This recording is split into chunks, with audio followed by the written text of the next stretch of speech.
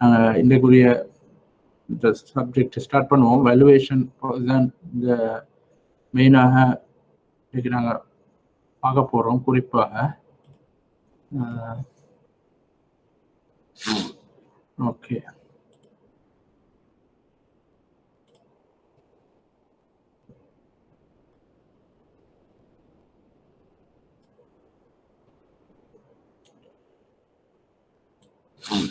Financial மேனேஜ்மெண்ட்ல வேல்யூவேஷன்ல மதிப்பு என்பது விலை மதிப்பு வார மிச்சம் பொருத்தம் நினைக்கிறேன். நான் இங்கே மதிப்புன்னு அந்த வேல்யூ டிரான்ஸ்லேட் பண்ண நேரம் டிரெக்டா மதிப்புன்னு வருது. ஆனால் விலை மதிப்புன்றதுதான். மதிப்பு என்பது நாங்க ஒரு பொருளை வாங்குற நேரம் செலுத்த வேண்டியது, செலுத்த தயாராகிறது. அதுதான் அந்த மதிப்பு என்பது உங்களுக்கு கிடைப்பது.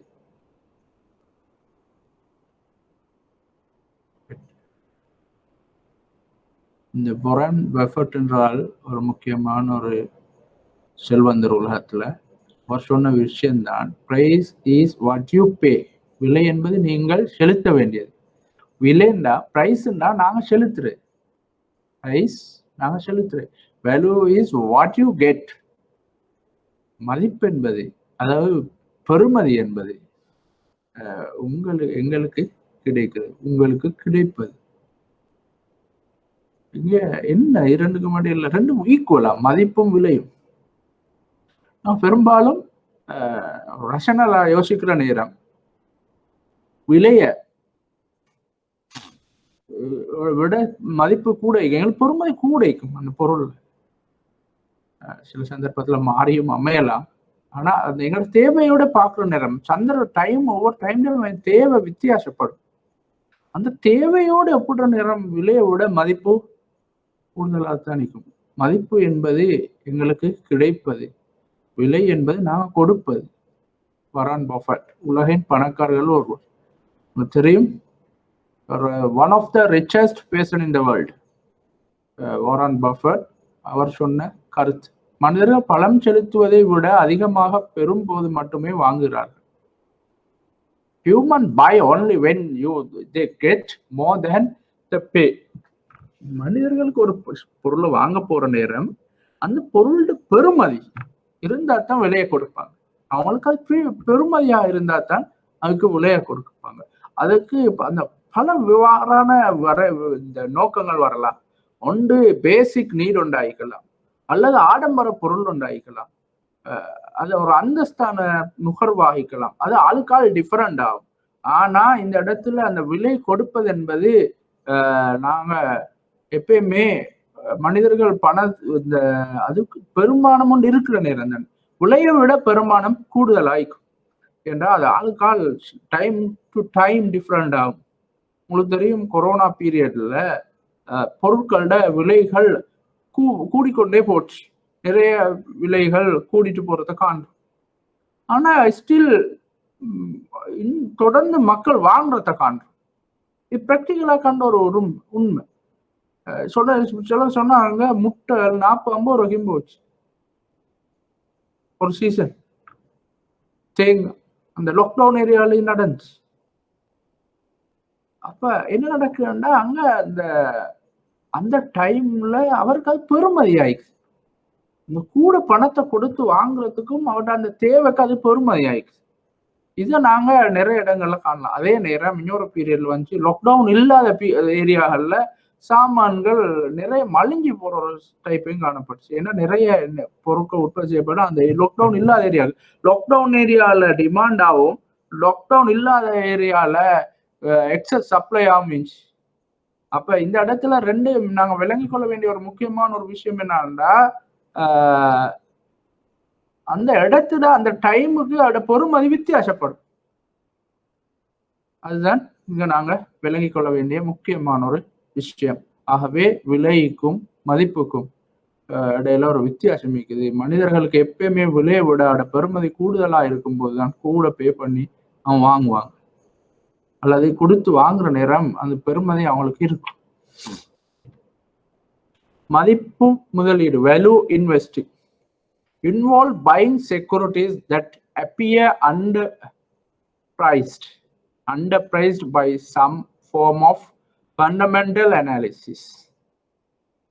ஒரு முதலீட்டை நாங்க விலை மதிப்பீடுன்னு நாங்கள் எடுத்துக்கொள்வோம், அல்லது மதிப்பீடுன்னு சொன்னாலும் சரி, நான் இந்த விலை உண்டதுனால மதிப்பு டிரெக்டா போட்டேன்னா உண்மையில அந்த விலை மதிப்பு பெருமதி அப்படின்னு எடுக்கலாம், அந்த பெருமதி.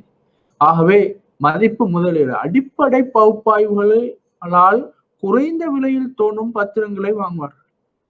ஃபண்டமெண்டல் அனாலிசிஸ் இதுல நாங்க பார்க்க வேண்டிய என்னன்னா, இல்ல பெஞ்சமின் கிரஹாம் மற்றும் டேவிட் டாட் ஆகியோர் 1934 செக்யூரிட்டி அனலைசிஸ் என்ற புத்தகத்தில் அறிமுகப்படுத்தப்பட்டது.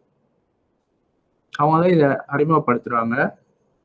அதாவது ஃபண்டமெண்டல் அனாலிசிஸ் அடிப்படை ஆய்வு, பின்னணி எல்லாத்தையும் ஆராய்றது. அந்த அதை ஆராய்ந்து அந்த செக்யூரிட்டி பொறுமதியா எக்கனாமிக் ஃபேக்டர்ஸ், சோஷியல் ஃபேக்டர்ஸ், கம்பெனியோட எல்லா பகுதிகளையும் ஆராய்ந்து அது ஓகேயான்றது அது பொறுமதியான்னு பார்க்கறது. அப்ப இங்க buying securities appear under priced அப்படி அனலைஸ் பண்ணி பார்க்குற நேரம் அந்த செக்யூரிட்டியோட விலை அந்த நாங்க அனலைஸ் பண்ணி பார்த்ததுல பெருமதியோட ஒப்பிடுற நேரம் அது குறைவு. செக்யூரிட்டி சந்தையில விற்கிறதுக்கு இருக்குது 100 ரூபான்னு வைப்போம். நான் ஒரு ஷேர்ஸ் நான் சொல்லுவோம், குறிப்பிட்ட கம்பெனி உண்டு ஷேர்ஸ், ஜேகேஹெச் ஷேர்ஸ் எடுத்துப்போமே. ஜேகேஹெச் ஷேர்ஸை பொறுத்த வரையில அந்த ஷேர்ஸ் வந்து ட்ரேட் ஆகுது 100 rupees for example, maybe it's more than 100. Now we are taking for example, trade ஆகுது 100 rupees.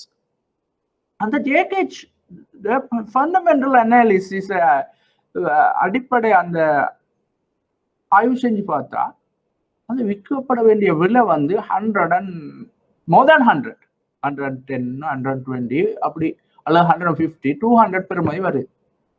இப்ப இது அண்டர் வேல்யூடு சொல்லுவோம். அந்த நேரத்துல என்ன செய்வாங்கண்டா, இன்வெஸ்டர்ஸ் அதை வாங்குவாங்க. இன்வெஸ்டர்ஸ் இந்த ஃபண்டமெண்டல் அனாலிசிஸ் படி அது அண்டர் வேல்யூடுண்டா அதை வாங்குவாங்க. அதே மாதிரி ஒரு செக்யூரிட்டிஸ் வந்து ஓவர் வேல்யூடுண்டா அதை விற்பாங்க. அனலைஸ் படி கிடைச்ச பிரைஸ் வந்து சந்தை பெறுமதியை விட குறைவாக இருந்தால் அதனை விற்பார்கள். ஏண்டா சந்தை பெறுமதி கூட ஆகிக்குது, அனலைஸ் படி அதோட பெறுமதி குறைவாகிக்குது. ஆகவே சந்தையில விற்று பணத்தை எடுத்து வேறொரு முதலீட்டு செய்வது லாபம். ஏனென்றால் எதிர்காலத்தில் அதை அடுத்தவர்கள் காண்கின்ற போது விலையை குறைப்பார்கள், சந்தை விலை குறையும். அந்த அட்ஜஸ்ட்மெண்ட் முந்தி நாங்க அந்த ஆப்பர்ச்சுனிட்டியை பெற்றுக்கொள்ள வேண்டும்.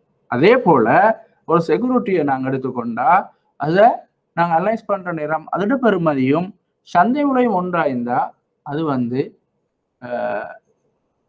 அண்டர் வேல்யூடும் இல்லை, ஓவர் வேல்யூடும் இல்லை, சாதாரணமாக பிரைஸ் இடப்பட்டது, அதாவது நார்மல் பிரைஸ்ட். ஆகவே வாட் இஸ் வேல்யூவேஷன்? மதிப்பீடு என்றால் என்ன? மதிப்பீடு என்பது ஒரு சொத்தின் மதிப்பை நிர்ணயிக்கும் செயல்முறையாகும். பங்கு மதிப்பீடு செயல்பாட்டின் படிகள். Valuation is the process of determining value of the asset. Asset value தீர்மானிக்கிறதுக்கான ப்ராசஸ், படிமுறைகள். என்னென்ன படிமுறைகள்? Steps in equity valuation process. பங்கு மதிப்பீடு, பங்குகளோட மதிப்பீட்டுக்கு செயல்பாட்டில் படிகள். அந்த செயற்பாடுல படிகள். வணிகத்தை புரிந்து கொள்ளுதல். இன்னும் வணிகத்தை புரிந்து கொள்ளுதல்டா, வணிகம் அது இந்த அண்டர்ஸ்டாண்ட் த பிஸ்னஸ். அந்த பிஸ்னஸ் என்ன பிஸ்னஸ்ல இருக்குது, என்ன இண்டஸ்ட்ரியில இருக்குது, ஒரு மேனுஃபேக்சரிங் இண்டஸ்ட்ரியா அல்லது ட்ரேடிங் இண்டஸ்ட்ரியா, அல்லது அதையும் தாண்டி இங்க நாங்க டீப்பா பார்க்குற நேரம் மேனுஃபேக்சரிங்ல வந்து டிஃப்ரெண்ட் மேனுஃபேக்சரிங்க்கு நாங்க எங்கள்கிட்ட ஷேர் மார்க்கெட்ல எடுத்தா வந்து இண்டஸ்ட்ரீஸ், ஃபுட் அண்ட் பெவரேஜ், அதே போல ஹோட்டல் செக்டர் நான் சொல்லுவோம். அந்த வணிகம் வந்து ஹோட்டல், ஏர்லைன்ஸ் பிஸ்னஸ், அதோட ரிலேட்டடான பிஸ்னஸ். அடுத்தது நான் சொல்லுவோம் டைவர்சிஃபைட் கம்பெனி. சில கம்பெனி பல பிசினஸ்ல இருப்பாங்க. காங்கிரமரேட் நாங்க அதை சொல்வோம். அதுக்கு தமிழ் சொல்ல நான் சரி கொள்ளல. ஆகவே இப்படி அவனோட பிசினஸ் பல தரப்பட்டது இருக்கும். அது மாதிரி அந்த நாங்க அனலைஸ் பண்ற பங்கு எந்த வணிகத்தில் இருக்குது, எந்த இண்டஸ்ட்ரி, அவங்க மேனுஃபேக்சரிங் எடுத்தா கார்மெண்ட் மேனுஃபேக்சரிங் ஒன்று இருக்குது. கார்மெண்ட் மேனுஃபேக்சரிங் ஒரு செக்ஷன். அதே போல எங்களோட மேனுஃபேக்சரிங்ல இன்னும் இருக்குது ஜெம் அண்ட் ஜுவல்லரிஸ். நாங்க அதை இது பண்ணி எக்ஸ்போர்ட் பண்ணுவோம். அதே போல எங்களுக்கு இன்னும் பல பகுதிகளை நாங்க காணலாம். எங்களோட டீ ப்ரொடக்ஷன், டீ இண்டஸ்ட்ரி, அது ஒரு இண்டஸ்ட்ரி டீ. அதே போல கோகனட், இது மாதிரி பல இண்டஸ்ட்ரீஸ் இல்லாது எஸ்டேட் பிளான்டேஷன் ஒரு இண்டஸ்ட்ரி போகலாம். இது மாதிரி அந்த அந்த பிஸ்னஸ் எந்த வணிகத்தில் இருக்குது, எந்த சைட்ல இருக்குது, அந்த வணிகத்தை புரிகிற நேரம் அந்த வணிகத்துல ட்ரெண்ட் எப்படி இருக்குது. இப்போ அழகா எங்களுக்கு வணிகத்துக்கு போனா ஹோட்டல் செக்டர் எடுத்தா இது ஒரு டீப்பான ஒரு ஏரியா. டைமும் பெர்மிட் பண்ணுது இல்லை. ஆனா கொஞ்சம் சொல்லிட்டு போறேன். இப்போ நாங்க இப்போ வணிகத்தை புரிகிற நேரம் இப்போ நாங்கள் ஷேர் மார்க்கெட்ல இன்வெஸ்ட் பண்ண போறோம். அப்போ எங்களுக்கு விளங்குது பல காரணங்களை நான் பார்க்கணும். பொருளாதார நிலைமை, அரசியல், அந்த மேக்ரோ எக்கனாமிக் ஃபேக்டர்ஸையும் பார்க்கணும். கொள்கை அரசுட இப்படி பல விஷயங்களை பார்க்கணும். பார்த்து இந்த வணிகத்துறை எடுத்துக்கொண்டோம். நாங்க இப்ப ஸ்ரீலங்கால ஹோட்டல் செக்டர் எடுத்துக்கொண்டா ஹோட்டல் செக்டர்ல இருக்கிற கம்பெனிகளோட வணிகத்துறையோட நிலம் என்ன, இப்ப என்ன நடக்குது, அவனோட பிசினஸ் நிறைய குறைஞ்சிருக்குது.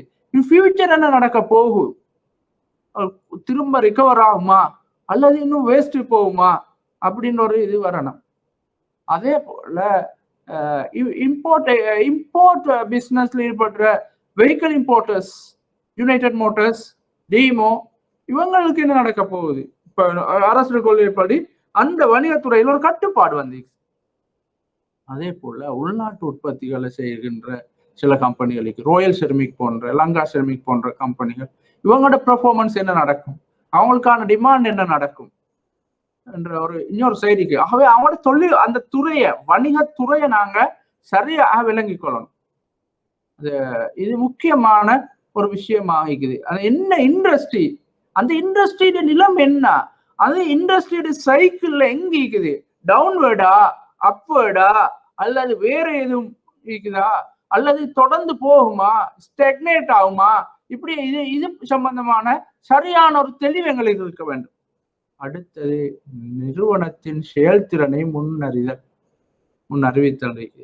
ஃபோகாஸ் த கம்பெனி பெர்ஃபார்மன்ஸ். கம்பெனியோட பெர்ஃபார்மன்ஸ் எப்படி இருக்கும், நிறைய ஃபேக்டர்ஸ் இருக்கும். எதிர்காலத்துல கம்பெனியோட பெர்ஃபார்மன்ஸ் என்ன நடக்குது, இப்ப கொரோனா இஷ்யூஸ் எல்லாம் வந்திருக்குது, இதுக்கு பின்புலத்துல என்ன நடக்க போகுது, மக்கள் எப்படி பிஹேவ் பண்ணுவாங்க, அந்த நிறுவனங்களோட பொருட்கள் அத்தியாவசிய பொருட்களா, ஆடம்பர பொருட்களா, இது சம்பந்தமா மக்கள் எப்படியான ஒரு டிமாண்டை ஏற்படுத்துவாங்க, இப்படி நிறுவனத்தின் செயல்திறன் என்னவா அமைய போகுது, நிறுவனம் பெர்ஃபார்ம் பண்ணுமா, அவுட் பெர்ஃபார்ம் பண்ணுமா, இல்லாட்டி அண்டர் பெர்ஃபார்ம் பண்ணுமா, இல்லாட்டி நார்மலா வளமையான மாதிரி போகுமா, இப்படியான எங்களுக்கு ஒரு இந்த மதிப்பீட்டுக்கு இதை சரியா விளங்கி கொள்ள வேண்டும். அடுத்தது பொருத்தமான மதிப்பீட்டு மாதிரியை நாங்க தேர்ந்தெடுக்க வேண்டும். Select the suitable valuation model. நாங்க என்ன மாடலை யூஸ் பண்ணி இதை வேல்யூ பண்ண போறோம், இதுக்குரிய மாடல் என்னன்றதை நாங்க சரியாக நாங்க அறிந்து கொள்ளணும். கன்வெர்ட் த ஃபோகாஸ்ட் இன்டு வேல்யூவேஷன். நாங்க ஃபோகாஸ் பண்ணத வேல்யூவேஷனுக்குள்ளாக வந்து அது வேல்யூவேஷன்ல என்ன இம்பாக்ட் பண்ணுது, வேல்யூவேஷனை கூட்டுதா, குறைக்குதா, மாத்தி அமைச்சா அப்படியே வைக்குதா, அந்த வேல்யூவேஷனுக்குள்ளால அதை கொண்டு வரணும். இப்படி பல நடவடிக்கைகளை நாங்க மேற்கொள்ள வேண்டும். வாட் இஸ் வேல்யூவேஷன் நேரம் இது முக்கியமான ஒரு விஷயமாக காணப்படுது. இப்போ ஒரு விஷயத்துக்கு வரோம், இன்ட்ரான்சிக் வேல்யூ. நான் நேரத்தோட சொன்னேன், உள்ளார்ந்த மதிப்பு. உள்ளார்ந்த மதிப்பு சொல்ற நேரம் இன்ட்ரான்சிக் வேல்யூ. அந்த சொத்தோட உண்மையான மதிப்பு என்ன, சந்தை விலைதானோட உண்மை மதிப்பு, அல்லது நிறுவனத்துல நெட் அசெட் படியோட உண்மையான மதிப்பு, எப்படின்றத நாங்க கண்டுபிடிக்கணும். இது சொத்து வழங்கும் நிறுவனத்தின் பண்புகள் குறித்து முழுமையான புரிதல் உள்ள ஒருவரால் மதிப்பிடப்பட்ட சொத்தின் மதிப்பை குறிக்கிறது. இது சொத்துல மதிப்பை குறிக்குது. இங்க ஒரு calculation அல்லது it refers to value an asset estimated by someone who has complete understanding of the characteristic of asset and issuing fee. அவர் இது வேல்யூ பண்ற நேரம் அவருக்கு ஒரு கம்பெனி சம்பந்தமான ஒரு அறிவு இருக்குது, இண்டஸ்ட்ரி சம்பந்தமான அறிவு ஒன்று இருக்குது, அந்த இஷ்யூவர் சம்பந்தமான அறிவு ஒன்று. இதன் அடிப்படையில இன்னொரு பெருமதி. அடுத்தது market price does not always reflect the value. நாங்க சந்தை பெருமதி தான் அந்த பங்குட பெருமதின்னு சொன்னா அது பிள்ளையா போகும். அது சந்தை விலை என்பது உள்ளார்ந்த மதிப்பின் சிறந்த மதிப்பீடு அல்ல என்று ஆய்வாளர்கள் கருதுகின்றார்கள்.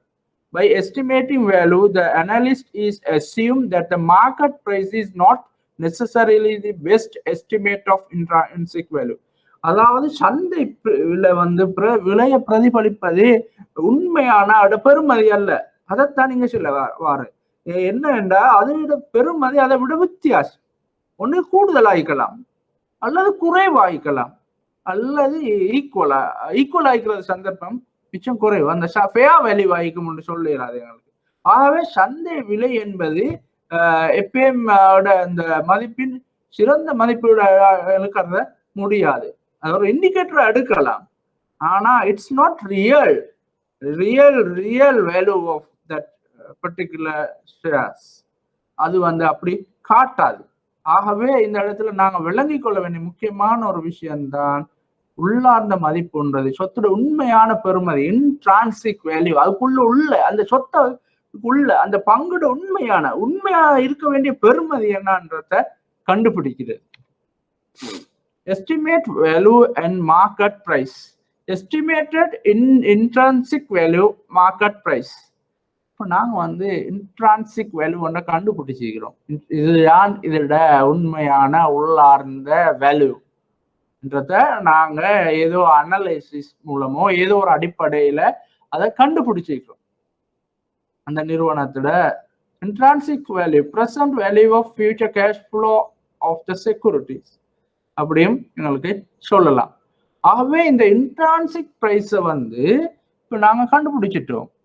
அதே போல மார்க்கெட்ல ஒரு பிரைஸ் இருக்குது. மார்க்கெட் பிரைஸை பொறுத்தவரையில மார்க்கெட் மெனிப்புலேட் பண்ணப்பட்டிருக்கலும் அல்லது மார்க்கெட் பிரைஸ்ல இன்னும் பல ஃபேக்டர்ஸ் இன்ஃப்ளூயன்ஸ் பண்ணிக்கலாம்.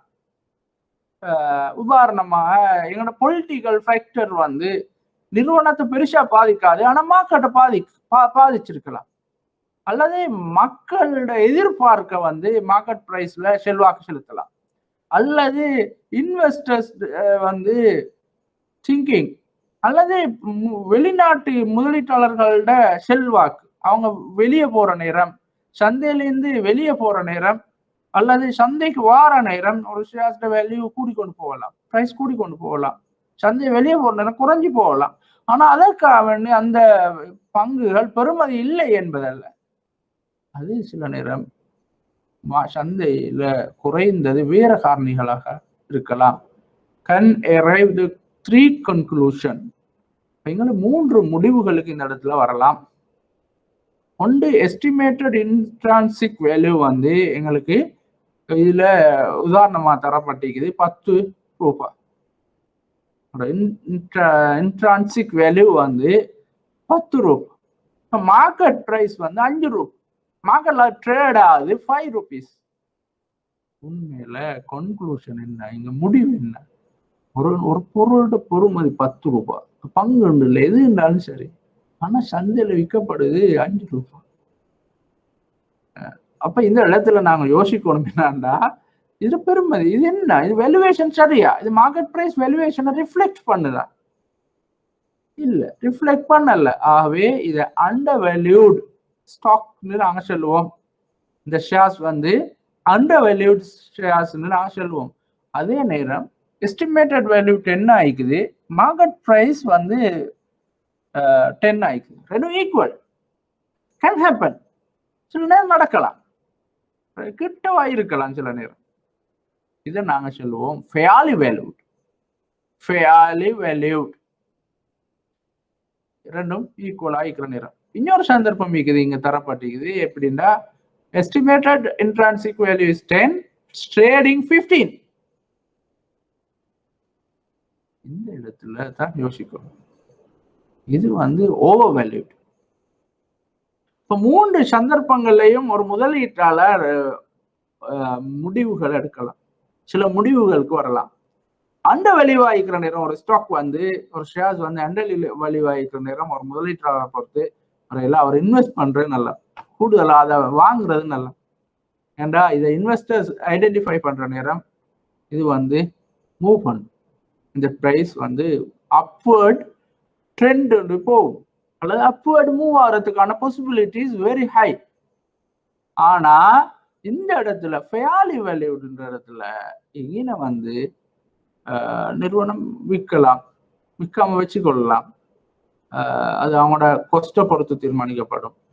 அதே நேரம் ஹோல்டு ஸ்ட்ராட்டஜி, விற்காம வச்சுக்கோற அந்த ஸ்ட்ராட்டஜியும் அப்ளை பண்ணலாம். அப்படி இல்லாட்டி வித்துட்டு இவங்க ஷிஃப்ட் பண்ணலும் ரெண்ட வேல்யூ ஷேர்ஸ்க்கு என்ன அது மூவ் ஆகிறதுக்கு பாசிபிலிட்டிஸ் கூட. இது ரெண்டு சைடுக்கு மூவ் ஆகலாம், குறையலாம், கூடலாம். ரைட். அடுத்து நாங்க பார்க்கணும் அந்த அடுத்த ஷேர்ஸை பொறுத்தவரையில அது 10 rupees intrinsic value, but it's trading 15. இது நாங்க சொல்லுவோம் அண்டர் வேல்யூ. இங்க சந்தை பெறுமதி 15 ஆயிக்குது, ஆனா உண்மையா அதோட வேல்யூ ஆயிக்க வேண்டியது 10. இது நான் சொல்லுவோம் ஓவர் வேல்யூ. இந்த இடத்துல ஒரு ஷேர்ஸ் ஓவர் வேல்யூன்னு தீர்மானிக்க முண்டால் நாங்க தீர்மானத்துக்கு வருவோம்டா அந்த இடத்துல தொடர்ந்து ஹோல்ட் பண்றது எந்த வகையிலையும் பொருத்தம் இல்லை. அதை வித்து முடிக்கிறது தான் பெட்டர். ஆகவே வித்து வேற ஒன்று ஷிஃப்ட் பண்றேன். ஏண்டா பெரிய ஒரு பாசிபிலிட்டி ஒன்று இருக்குது. இட் வில் கம் டவுன், குறைஞ்சு போறதுக்கான possibility very high. Estimated value and market value, மதிப்பிடப்பட்டது மற்றும் சந்தை விலை. மாடல்ஸ் பல மாதிரிகள் மற்றும் உள்ளீடுகளை பயன்படுத்தி ஒரு ஆய்வாளர் பத்திரத்தின் மதிப்பு 250 என மதிப்பிடுகின்றார். பத்திரம் 260 ரூபாய்க்கு விற்பனை செய்யப்படுகின்றது. பத்திரம் எவ்வாறு தோன்றுகிறது?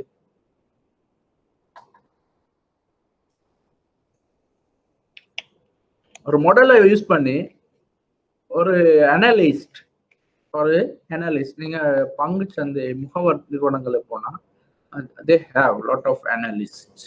அவங்களோட நிறைய அனலிஸ்ட் இருப்பாங்க. அவங்க என்ன செய்வாங்கன்னா இதை அனலைஸ் பண்ணி கொண்டே இருப்பாங்க. ஏதோ ஒரு பேஸ் ஃபண்டமெண்டல் அனாலிசிஸ் ஆ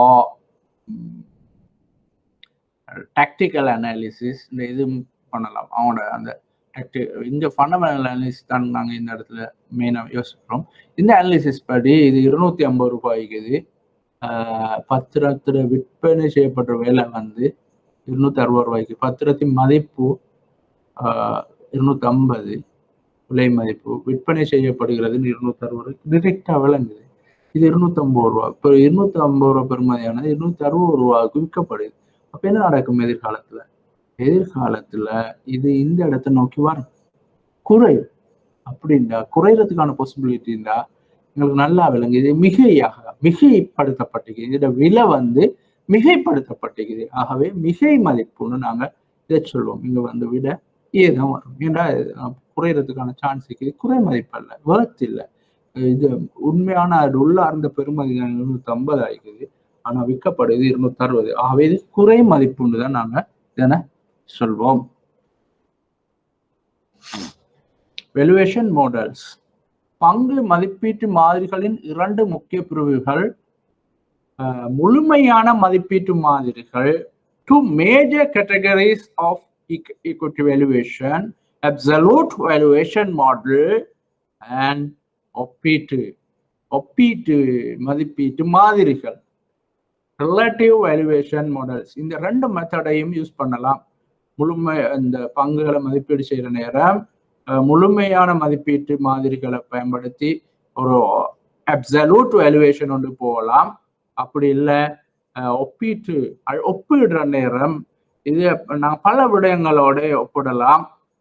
ஒன்று ஒப்பீட்டு மதிப்பீடுன்றது, நாங்கள் ஒரு டெலிகாம் எடுத்தா டெலிகாம் இண்டஸ்ட்ரியில பல கம்பெனிகள் இருக்குது. டயலாக், எஸ்எல்டி, இது ரெண்டுடையும் பங்குகளை விலையை ஒப்பிட்டு அதோட விலையை அனலைஸ் பண்ணி, விலை சும்மா போடுறதில்ல, பல காரணிகள் இருக்கும் அந்த விலை தீர்மானிக்கிறதுல, அனலைஸ் பண்ணி ஒப்பிடலாம். இது சொல்ற நாங்க வந்து பியர் குரூப் போட்டியாளர்கிட்ட எங்களோட இருக்கிற போட்டியாளர்கிட்ட சந்தை பெறுமதி அடிப்படையில இது இந்த பங்கு விலையிடப்பட்டிருக்குதா. அதே மாதிரி இண்டஸ்ட்ரி, அதுதான் இண்டஸ்ட்ரி, பியர் குரூப் இண்டஸ்ட்ரி, அந்த இண்டஸ்ட்ரி அடிப்படையில ஹோட்டல் இண்டஸ்ட்ரி எப்படி இருக்குது, எங்களோட கம்பெனி நாங்க பாக்குற கம்பெனி எப்படி இருக்குது, அதே போல மார்க்கெட்டோட டோட்டல் மார்க்கெட்டோட பாக்குற நேரம் எப்படி இருக்குது, இப்படி பல விஷயங்களோட இதை ஒப்பிட்டு பார்க்கலாம். அப்படி ஒப்பிட்டு பார்க்குற நேரம் எங்களோட பங்குல பெறுமதி எப்படி இருக்குன்றது, வேர்த்தா இருக்குதா வேர்த் இல்லையா என்றத தான் இந்த இடத்துல இந்த விஷயம் சொல்ல வருது. அப்சல்யூட் வேல்யூவேஷன், முழுமையான மதிப்பீட்டு மாதிரிகள், சொத்தின் பண்புகளை பயன்படுத்தி உள்ளார்ந்த மதிப்பை மதிப்பிடுதல். நாங்க சொத்துல பண்புகளை சொன்னோம், பார்த்தோம் நேரத்தோடு. அந்த இதை விடயத்தை யூஸ் பண்ணி நாங்க என்ன செய்யறோம்டா, சொத்தின் மதிப்புகளை பயன்படுத்தி உள்ளார்ந்த மதிப்பை மதிப்பிடுதல். Estimating intrinsic value using the asset on investment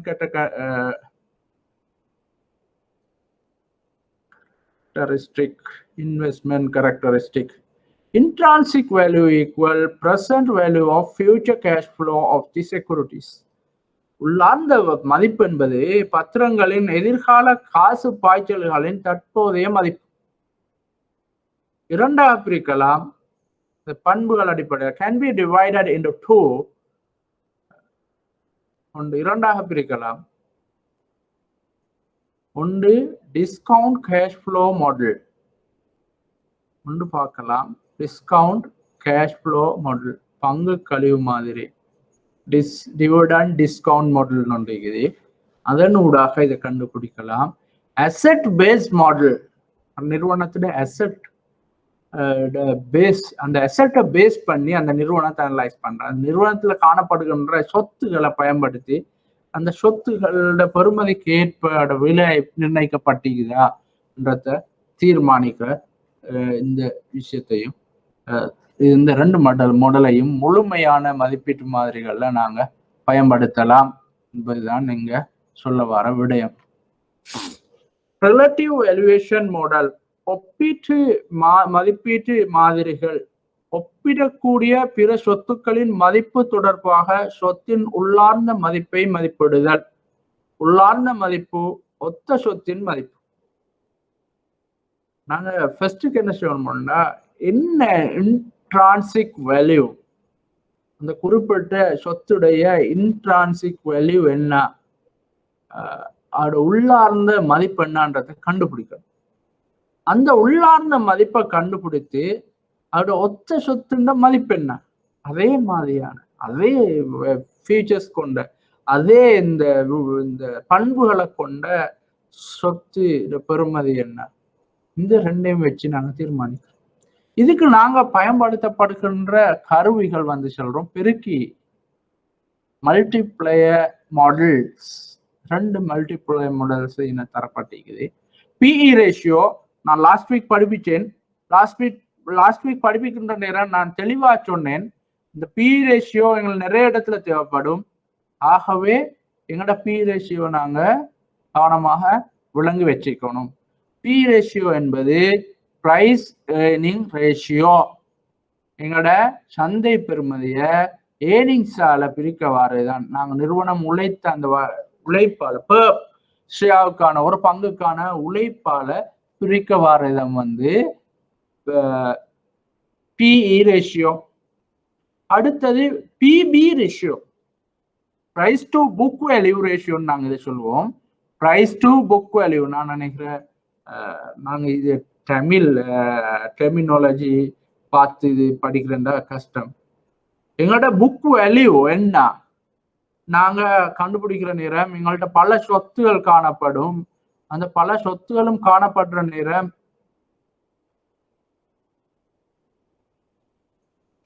உதாரணமாக நாங்கள் எடுத்துக்கொண்டா எங்கள்கிட்ட நிறைய அசட்ஸ் காணப்படும். நிறைய அசட் லேண்ட் ஈக்கும் பில்டிங் ஈக்கும், இப்படி பல சொத்துக்கள் எங்கள்கிட்ட ஈக்கும். இந்த சொத்துக்களை இருந்து பொறுப்புகளை கழிச்ச பிறகு மிஞ்சிற ஒரு பகுதி வரும். பொறுப்புகள் நாங்கள் கொடுக்க வேண்டியதை கழிச்ச பிறகு அப்ப அத அந்த மிஞ்சிற பகுதியில பெருமதிய என்ன செய்வோம்டா நாங்க டோட்டல் நம்பர் ஆஃப் ஷேர்ஸால அதை பிரிப்போம். நெட் அசெட்டை வந்து நாங்க என்ன செய்வோம்டா நெட் அசெட்ஸை வந்து டோட்டல் நம்பர் ஆஃப் ஷேர்ஸால நாங்க பிரிப்போம். அப்ப எங்களுக்கு வரும் பெர் ஷேருக்கு எவ்வளவு வரும். உதாரணமாக நான் சொல்லுவோம் நெட் அசெட் வேல்யூ வந்து 100,000 நெட் அசெட் வேல்யூ. ஆனா எங்களோட நம்பர் ஆஃப் ஷேர்ஸ் வந்து 1000 இருக்கும். 1000 இங்க எங்களுக்கு தெரியும் எங்களோட பெர் ஷேர் ஒரு ஷேர்ல பெறுமதி வந்து 100 rupees.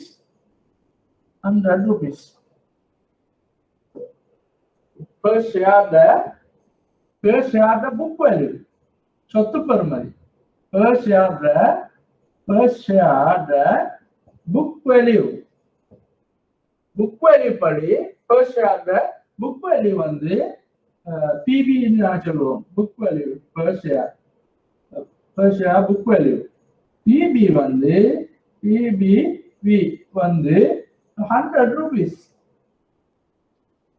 இப்ப இது வந்து PB price to book value நாங்க காண்ற நேரம் இத வந்து சந்தையில இந்த ஷேர்ஸ் வந்து நாங்க சொல்லுவோம் 150 ரூபாய்க்கு விற்கப்படுது. ஆகவே 1.15 இது பிரைஸ் டு புக் வேல்யூ. நாங்க இபிஎஸ் படிச்சோம், ஏர்னிங் பெர் ஷேர் படிச்சோம். ஏர்னிங் பெர் ஷேரை நான் திருப்பி ஒன்னு லைட்டா விளங்கப்படுத்துறேன். ஏர்னிங் பெர் ஷேர்ன்றது இபிஎஸ்.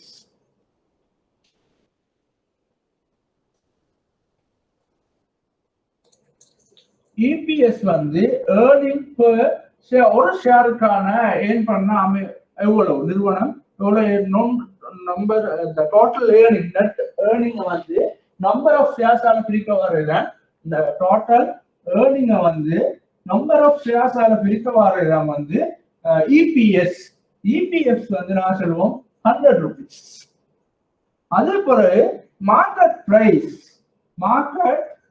பிரைஸ் வந்து நான் சொல்லுவோம் 200. இப்ப நான் பி ரேஷியோ காண போறோம். பிரைஸ் ஏர்னிங் ரேஷியோ நான் சொல்றேன். பிரைஸ் ஏர்னிங் ரேஷியோ பொறுத்த வரையில market price 200, earning per share 100. Market price divided by EPS earning per share. ஆகவே உங்களுக்கு தெரியும் ஏர்னிங் பெர் ஷேர் 2 rupees வரும். 2 times இதை சொல்லுவோம் 2 times ஏர்னிங் பெர் ஷேர் வந்து 2 times. இதை நாங்க ரெண்டு விஷயத்தையும் விளைவிக்கிறோம். ஏன்னா இது எங்களுக்கு நிறைய இடங்கள்ல தேவைப்படும். நான் 2-3 விளம்பரப்படுத்தினேன். இதுல எதுவும் டவுட்கள் இருந்தா கேட்டுக்கலும்.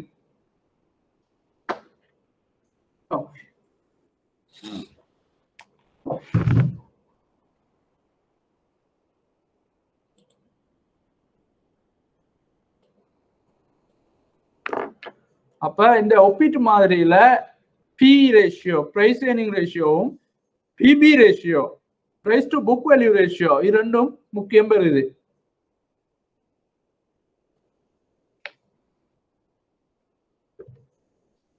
Discount cash flow model. அடுத்தது டிஸ்கவுண்ட் கேஷ் ஃப்ளோ மாடல். இங்க நான் தள்ளுபடி செய்யப்பட்ட பணப்புழக்க மாதிரி அல்லது இத வேறு வகையிலும் டிரான்ஸ்ஃபர் பண்ணலும். கழிவு அந்த தள்ளுபடின்றது சில நேரம் பொருத்தம் இல்லை என்றால்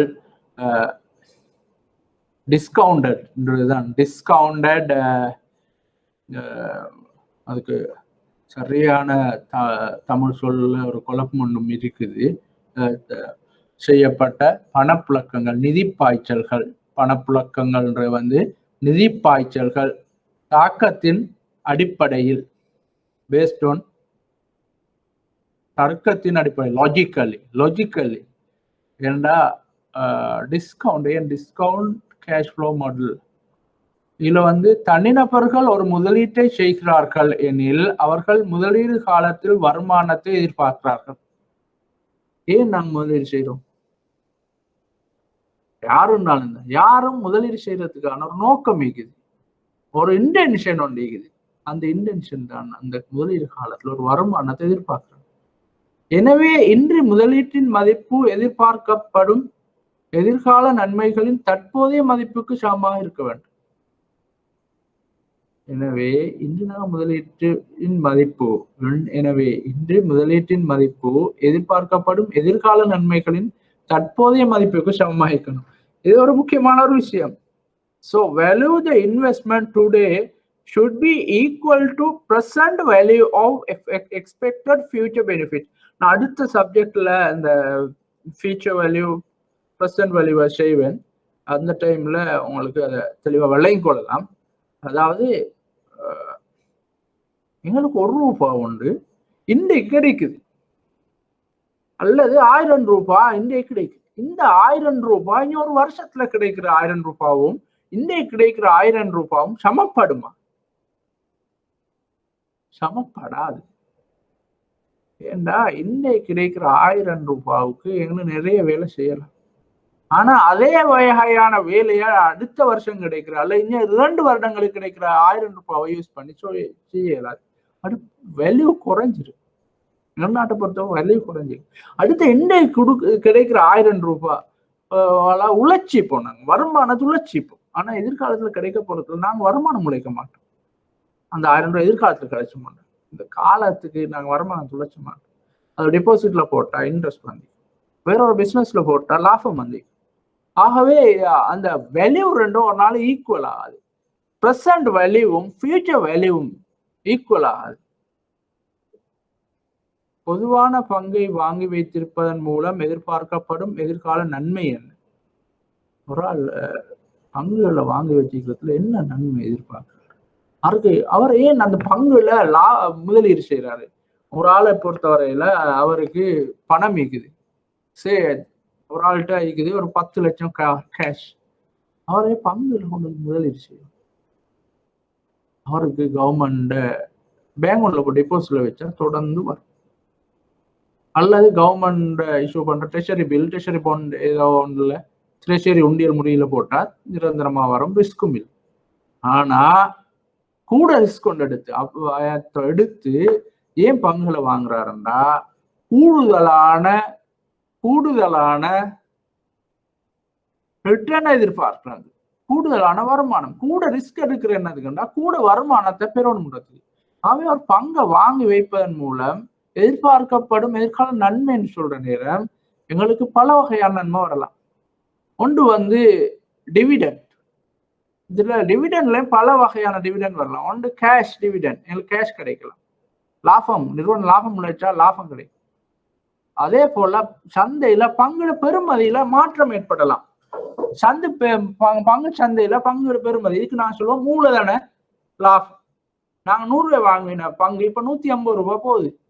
₹50 எங்களோட மூலதனம் அதிகரிச்சு, நாங்க போட்ட மூலதனம், அத மூலதன லாபம்னு சொல்லுவோம். பங்கு லாபம் கிடைக்கலாம், மூலதன லாபம் கிடைக்கலாம், அல்லது நிறுவனங்கள் வேற இதுகளை பங்குகளாவே லாபத்தை கொடுக்கலாம். கேஷாக லாபம் கொடுக்காம பங்குகளாக கொடுக்கலாம். அல்லது ரைட் இஷ்யூன்னு நாங்கள் சொல்லுவோம். ரைட் இஷ்யூன்ற உரிமம் வழங்குதல். நிறுவனம் என்ன செய்யும்டா, ஏற்கனவே தன் பங்குதாரர்களுக்கு பங்குகளை குறைந்த விலையில வழங்கும். இப்படி ஏதோ ஒரு பெனிஃபிட் இந்த பங்குல இன்வெஸ்ட் பண்றதுனால ஒரு முதலீட்டாளர் என்ன எதிர்பார்க்கிறார் என்றால் அவருடைய பணத்தை வைப்பிடுவதை விட ஒரு லாபம் பெற வேண்டும். கவர்மெண்ட் ட்ரெஷரி உண்டியல் ட்ரெஷரிகள் இன்வெஸ்ட் பண்றதை விட அதிகமான ஒரு வருமானத்தை பெற வேண்டும் என்ற ஒரு நோக்கத்துலதான் இவங்க அதுல முதலீடு செய்யறாங்க.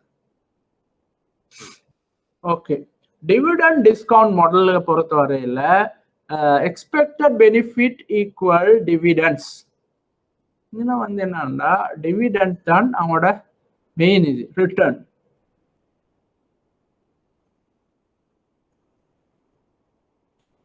ஆகவே assume business will continue for infinitive future. என்ன இது என்ன சொல்றது? எக்ஸ்பெக்டட் பெனிஃபிட் டிவிடெண்ட்ஸ் ஒரு பங்கு லாபத்தை பெறறதுக்கு பங்கு லாபத்தை பெறறதுக்கு முதலீடு செய்யறாரு. அத முதலீடுகள்ல வந்து ஒரு எடுகோல் என்னன்னா இன்ஃபினிட்டிவ் ஃபியூச்சர், அது இன்ஃபினிட்டிவ் தொடர்ந்து ஈக்கும். ஒரு அந்த கம்பெனியில பங்கு வாங்கினா அந்த தொடர்ந்து அந்த கம்பெனிக்கும் வரைக்கும் அது ஈக்கும் இன்ஃபினிட்டிவ், அதுக்கு ஒரு காலம் இல்லை. ஆகவே இந்த டிவிடெண்ட்ல வந்து இன்ட்ரான்சிக் வேல்யூ கண்டுபிடிக்கிறதுக்கு நாங்க என்ன செய்யறோம்னா present value of future dividend expected to receive from the securities.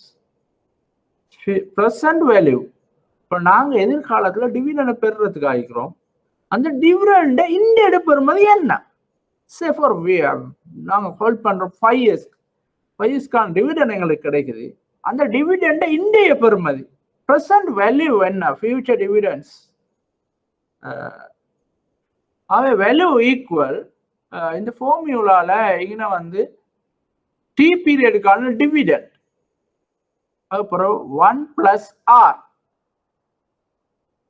Dividend in period T period காலப்பகுதி. அடுத்தது R required rate of return எதிர்பார்க்கப்படுகின்ற திரும்பல் வீதம். இது வந்து இந்த இது வந்து பல வருடங்கள் வர மல்டிப்ளை ஆகி போகும். இது இன்னும் வந்து டி ஈக்குவல் 1 ஒரு வருடத்துக்கு. Original DDM dividend discount model formula the theory of investment value Jones அந்த இந்த சோர்ஸ்ன்றது ரைட். ஆகவே நாங்க டிவிடெண்ட் டிஸ்கவுண்ட் மாடலுக்கு கீழால இதுதான் எங்களுக்கு எப்படி இன்ட்ரான்சிக் வேல்யூ அந்த பங்குட பெறுமதி என்னன்றத டிவிடெண்ட் டிஸ்கவுண்ட் மாடல்ல யூஸ் பண்ணி நாங்க கண்டுபிடிக்க போறோம். அதுக்கு present value of future dividend எதிர்கால டிவிடெண்ட் இப்ப பெறுமதி என்ன expected to receive from the securities. 1 period dividend discount model ஒரு வருஷத்துக்கான டிவிடெண்ட் டிஸ்கவுண்ட் மாடல்ல நாங்க இந்த இடத்துல பாக்குறோம். Okay. In an investment, buys and hold a share for 1 year. Intrinsic value, present value of 2 cash flow, expected dividend. ஒரு பங்கு வாங்கினா ஒன்று வந்து லாபம் வரும் expected dividend plus expected selling price in 1 year. Expected selling price என்ன இன்னும் 1 இயர்ல அந்த விடயம். ஆகவே டிவிடெண்ட் இன் 1 பீரியட் D1 என்ற ஒரு அந்த 1 பீரியட் அது பிறகு ஒரு வருஷத்துல இங்க வந்து இது வந்து எங்களோட எக்ஸ்பெக்டட் ரிட்டர்ன் ஆர் இங்க வந்து 1 வந்து ஆர் பிளஸ் 1 இது நாங்கள் டிஸ்கவுண்ட் பண்றோம். 1 பீரியட் டிவிடெண்ட் டிஸ்கவுண்ட் மாடல் இங்க எங்களுக்கு ஒரு ஆப்பிள் பங்குகள் 5 ரூபாய் ஆண்டிறுதியில் ஒரு பங்கு லாபம் வழங்கும் என்று எதிர்பார்க்கப்படுகின்றது. தேவையான வருவாய் 10% ஆண்டிறுதியில் எதிர்பார்க்கப்பட்ட விலை 450 ரூபாய் ஆகும். தற்போதைய விலை 400 ரூபாய். இன்று பங்குகளின் மதிப்பை கணக்கிடுங்கள். மேலும் ஆப்பிள் அதிகமாக மதிப்பிடப்பட்டதா குறைவாக மதிப்பிடப்பட்டதா அல்லது சரியாக மதிப்பிடப்பட்டதா என இந்த பிரைஸ் தரப்பட்டிருக்குது எங்களுக்கு. இதை வச்சு நாங்க கண்டுபிடிக்கணும்.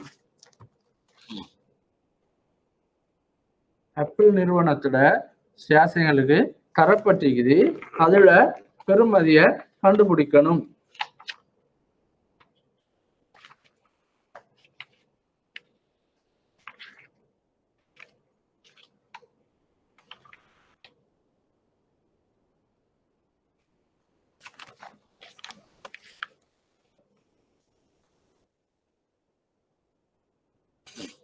ரைட், நாங்கள் இதை செஞ்சு பார்ப்போம்.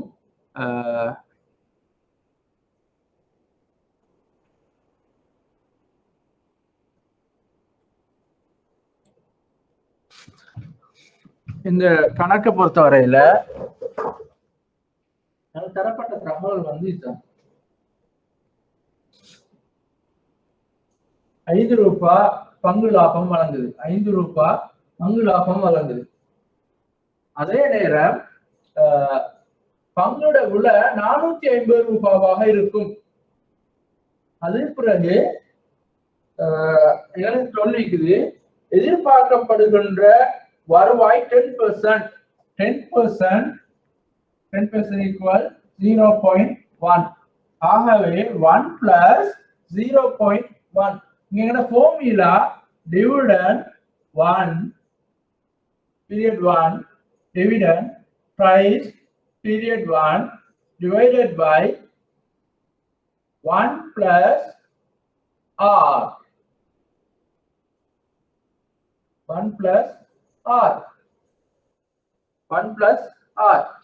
இதுதான் நாம வேல்யூவை பார்க்க போறோம். வேல்யூ டிவிடெண்ட் டிஸ்கவுண்ட் மாடல்ல டிவிடெண்ட் டிஸ்கவுண்ட் மாடல் படி எங்களோட வேல்யூ என்ன? வேல்யூ என்ன?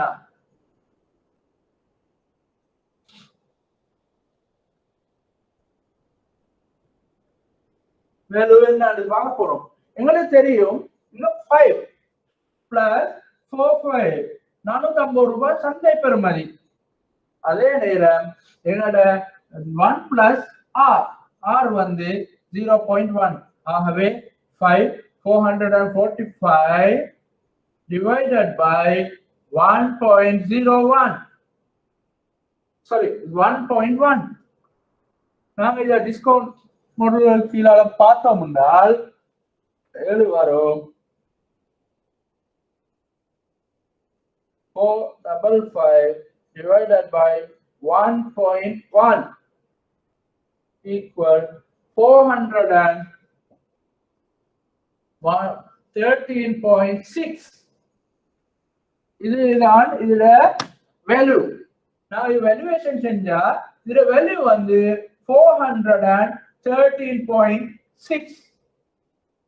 இப்ப சந்தையில் இது விற்கப்படுது 450.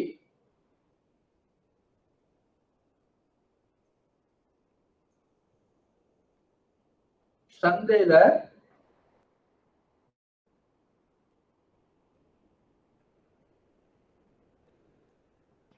ஆனா விலைக்குள்ளம் என்னண்டா சந்தையில இது இப்ப விலை வந்து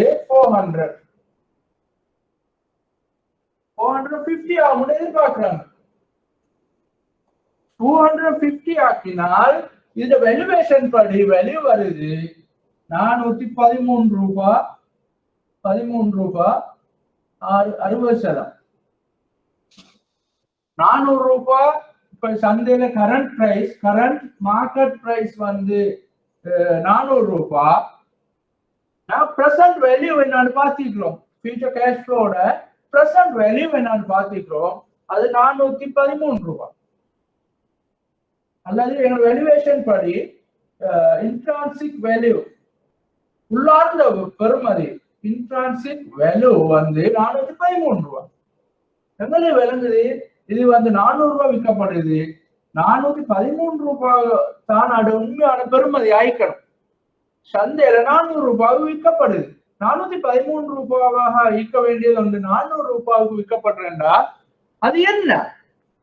it's clear, very very clear. ஏண்டா இது 400 ரூபாய் விற்கப்படுது. 413 ரூபாய் பெறுமதியானது. இதை நாங்க சொல்லுவோம் அண்டர் பிரைஸ்ட். குறைவாக விலை மதிப்பிடப்பட்டுள்ளது. Under price. மார்க்கெட் பிரைஸ் வந்து அண்டர் பிரைஸ். நான் நினைக்கிற விஷயம் விளங்கி இருக்கும். வந்து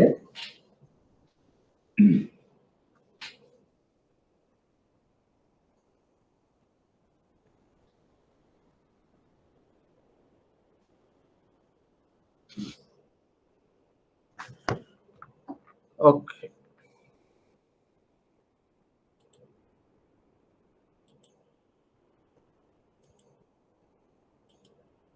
இது இங்க வந்து உண்மையில 450 ரூபாயோட எதிர்கால விலை 5 ரூபாய் பங்கு லாபம் 455 ரூபாய் வரும். அதை நாங்க 10% வருவாய் வீதத்தால டிஸ்கவுண்ட் பண்ணி பார்த்தோம் என்றால் 1.1 பார்த்தோம். 413 ரூபாய் 63% வருது. ஆகவே 400 ரூபாய்க்கு 413 ரூபாய் இருக்க வேண்டியது 400 ரூபாய்க்கு விற்கப்படுது. ஆகவே இதன் பெறுமதி 400 ரூபாய் அல்ல 413 ரூபாவாக இருக்க வேண்டும். அது 400 ரூபாய்க்கு விற்கப்பட்டா குறைத்து மதிப்பிடப்பட்டதாக நாங்க கொள்ள வேண்டும். இந்த ஒன் பீரியட் டிவிடெண்ட் டிஸ்கவுண்ட் மாடல்ல நாங்க கிளியரா தந்திக்கிறோம். ரிக்கார்ட் ரிட்டர்ன் வந்து 10% வந்து எங்களுக்கு கிடைக்கிற பீரியட் 1ல கிடைக்கிற ரிட்டர்ன் வந்து ரிட்டர்ன் டிவிடெண்ட் 5 பிரைஸ் வந்து 450 ரூபாவாக மாறுது. அதே பிறகு இன்ட்ரான்சிக் வேல்யூ நாங்க இதை யூஸ் பண்ணா 450 plus 5 divided by 1.01 நால டிவைட் பண்ணோம்னா 413.64. மார்க்கெட் பிரைஸ் வந்து 400. ஆகவே இது வந்து அண்டர் வேல்யூட். உண்மையா ஈக்க வேண்டிய விலை வந்து 413 ரூபாய். ஆனால் உண்மையில விற்கப்படுகின்ற விலை வந்து 400 ரூபாய். 2 பீரியட் டிவிடெண்ட் டிஸ்கவுண்ட் மாடல். இது வந்து நாங்க ஃபர்ஸ்ட் பீரியடுக்கு நாங்க டிவிடெண்ட் கால்குலேட் பண்றோம். இது செகண்ட் பீரியடுக்கான டிவிடெண்டை கால்குலேட் பண்றோம். ஃபர்ஸ்ட் பீரியடுக்கான டிவிடெண்ட் வந்து டிவிடெண்ட் மட்டும்தான் கிடைக்கும். ஏன்னா நாங்க பிரைஸை அடுத்த பீரியட்ல கன்சிடர் பண்ணுவோம். ஆகவே D1 divided by 1 plus R plus D2 plus P2 divided by 1 plus R. இங்க தெளிவுபடுத்தல இது ஆர்ன்ற வந்து ரிக்வயர்ட் ரேட். டிவிடெண்ட் 1 வந்து ஃபர்ஸ்ட் இயர்ல, டிவிடெண்ட் 2 வந்து செகண்ட் இயர்ல, அப்புறம் P2 வந்து அந்த டைம்ல என்ன விலை என்பது அது பிறகு இங்க 1 plus R to the power 2. Right. 2 கால பங்குகளாக கழிவு மாதிரி, கால பங்கு லாப கழிவு மாதிரி. அப்பில் பங்குகள்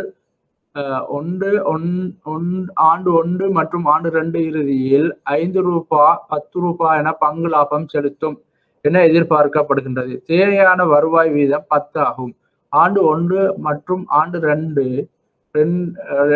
இறுதியில் எதிர்பார்க்கப்படும் விலை 415 மற்றும் 425 மதிப்பிடப்படுகின்றது. தற்போதைய விலை 400 ரூபாய்.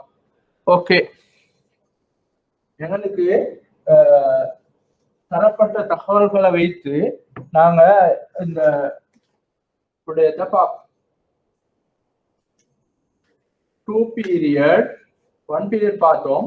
2 period dividend discount model use பண்ணா வேல்யூவேஷன் பண்ற நேரம் value equal D1 divided by 1 plus R to the power 1 plus D2. இது வந்து D2ன்றது dividend for second year plus P2 price. அந்த டைம்ல price என்னன்றது divided by 1 plus R to the power 2 ஆட power. இப்ப எங்களுக்கு தெரியும், எங்களுக்கு தரப்பட்ட தகவல்கள் படி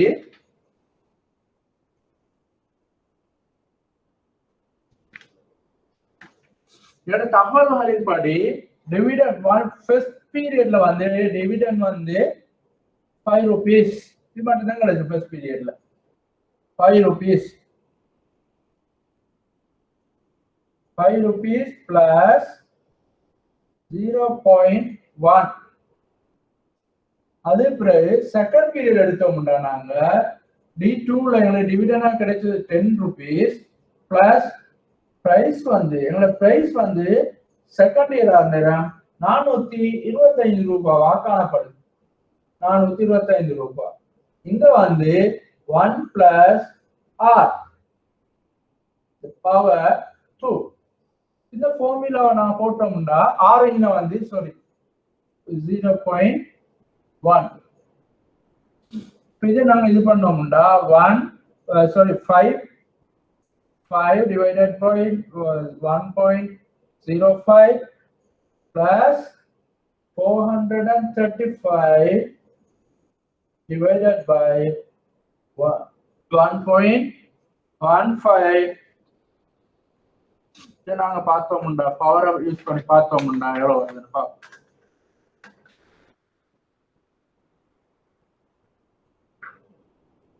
1.1 பவர்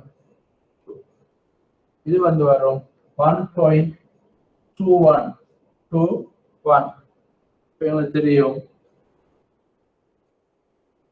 435 divided by 1.21 435 1.1.2 பிரிச்சேன்டா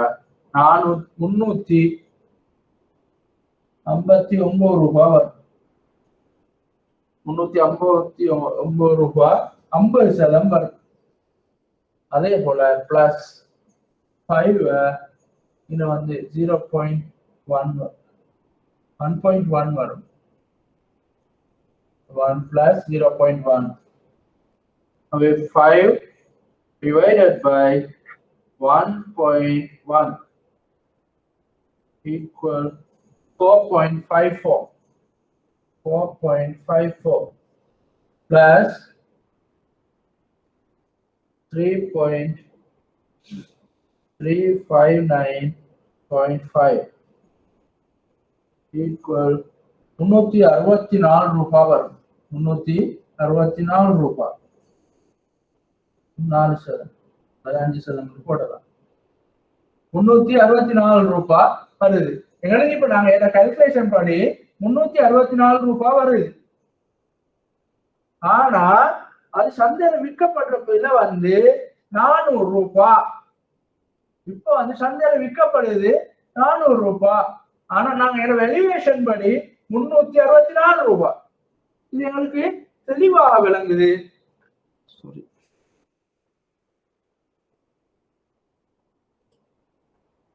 சாரி அந்த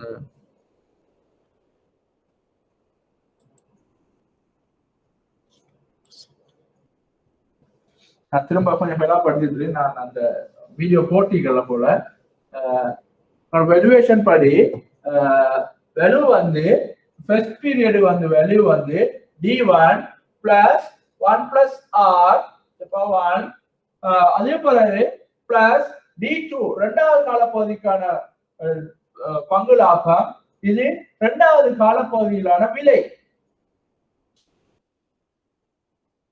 இங்க என்ன நடக்குது என்றால்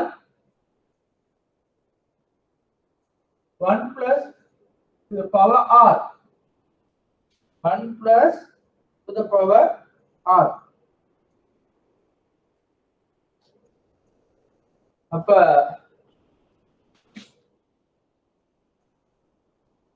இது வந்து ஃபர்ஸ்ட் பீரியட்ல எங்களுக்கு டிவிடெண்ட் 5 ரூபாய் கிடைக்குது. 1 plus R வந்து 10% 0.1. இது வந்து செகண்ட் பீரியட்ல 10 ரூபீஸ் கிடைக்குது. 425 divided by 1 plus பிரிக்கணும் 1 சக 0.1% 10% 0.1 வரும். அதுல வர்க்கம் அந்த வர்க்கத்தால பிரிக்கணும். அப்படி பார்க்கிற நேரம் இதை நாங்க தீர்த்தோம் என்றால் 4.54 வரும். இதை தீர்த்தோம் என்றால் 359 வரும். இரண்டையும் கூட்டி வர விட 364.05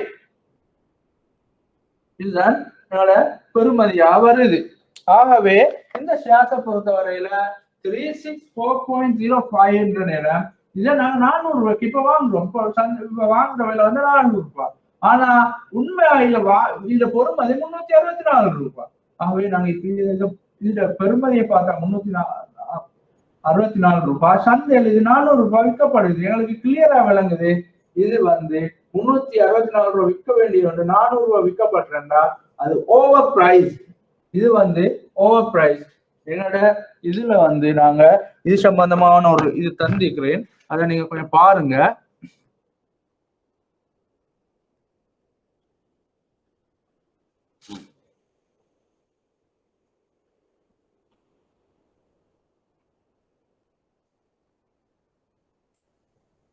இந்த இங்கே வந்து 4.55 வருது ஃபர்ஸ்ட் இயர்ல. நாங்கள் ₹5 டிஸ்கவுண்ட் பண்ணோம் என்றால் ரிக்வயர்ட் ரேட்டால 1.1 4.55 வருது. செகண்ட் இயர்ல வந்து சந்தை பெறுமதி 4.25 இருக்குது. அது வந்து டிவிடெண்ட் 10 அது அந்த பெறுமதியை நாங்கள் டிஸ்கவுண்ட் பண்ணா 4.54 வருது. இன்னும் கூட்டிக்கிற வந்து 7.4 அல்ல 3.74 அல்ல 6.05 வரணும். ஆகவே 6.3645 வந்து இன்ட்ரான்சிக் வேல்யூ. மார்க்கெட் வேல்யூ வந்து 400. ஆகவே எங்களுக்கு கிளியரா விளங்குது அது ஓவர் வேல்யூட். அடுத்த கார்டன் டிஸ்கவுண்ட் க்ரோத் மாடல் சம்பந்தமா நான் பார்ப்போம். ஒரு சின்ன tea break. After tea break within 10 minutes we'll start Gordon constant growth model.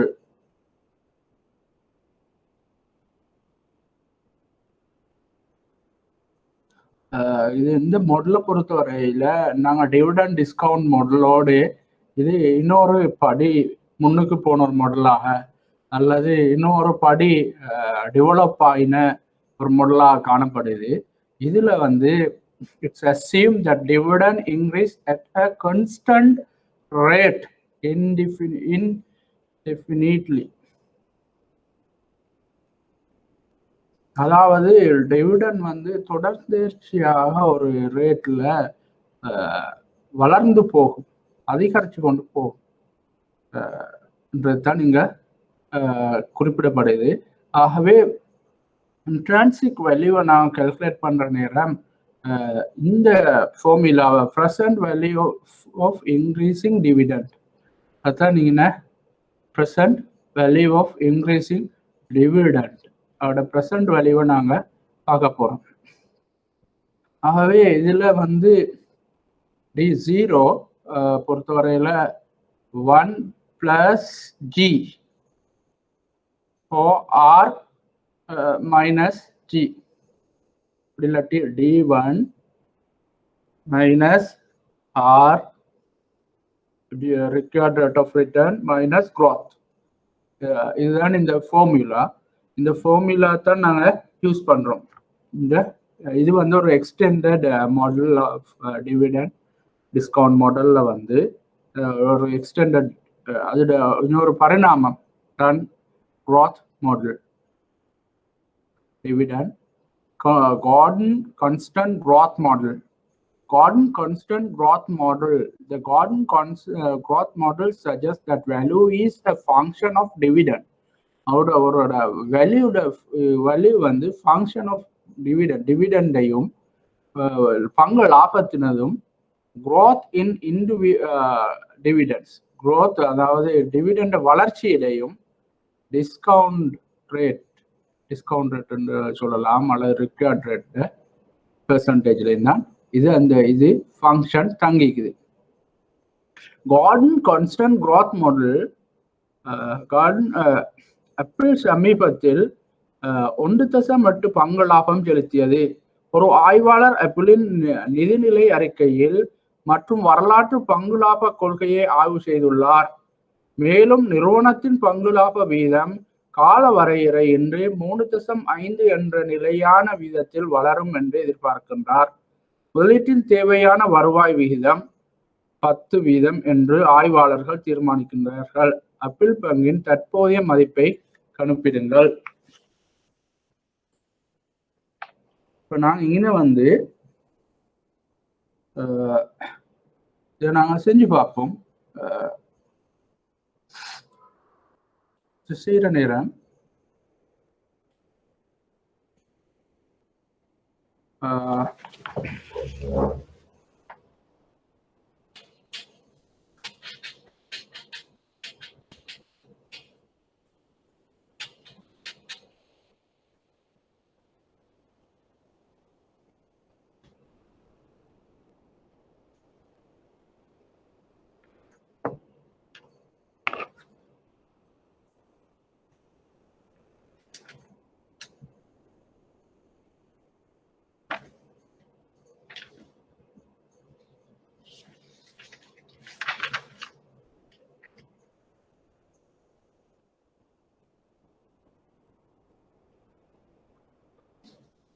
இதோட ஃபார்முலா வந்து D0 1 plus G growth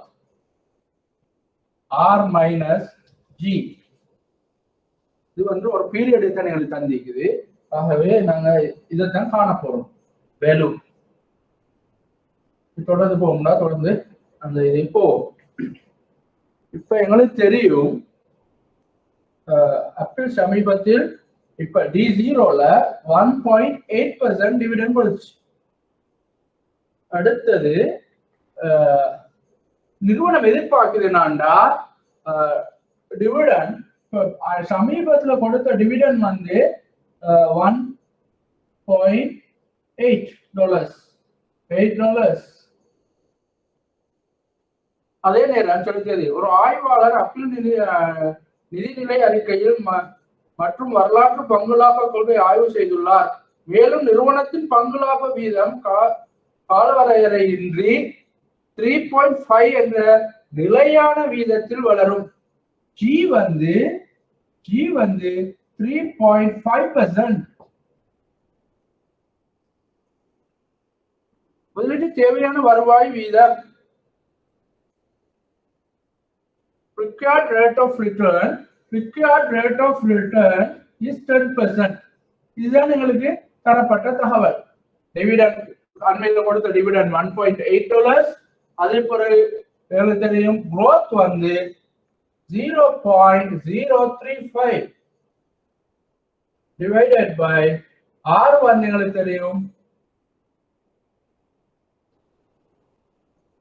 0.1 minus 0.35.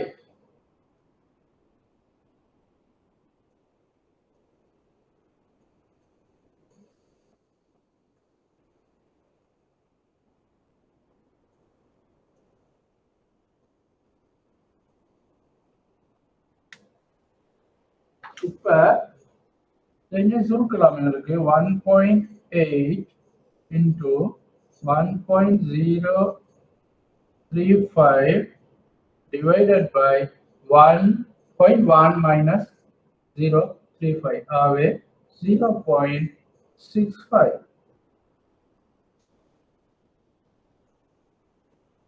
இப்ப 1.35 நாங்க 1.035 divided by 0.65. 1.59 into 1.8. 2.866 sorry இதுல வந்து 2 இல்ல 1 போனா 0.0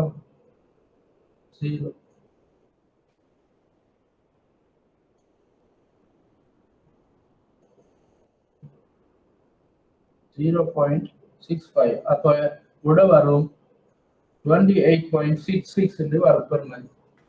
ஆகவே இதுதான் டிவிடெண்ட் growth மாடல். இந்த விஷயங்களை அப்ளை பண்றதா நீங்க இதுதான் ஃபார்முலா. இந்த ஃபார்முலால அப்ளை பண்ற நேரம் உங்களுக்கு வேல்யூவை கண்டுபிடிக்கலாம். என்ன value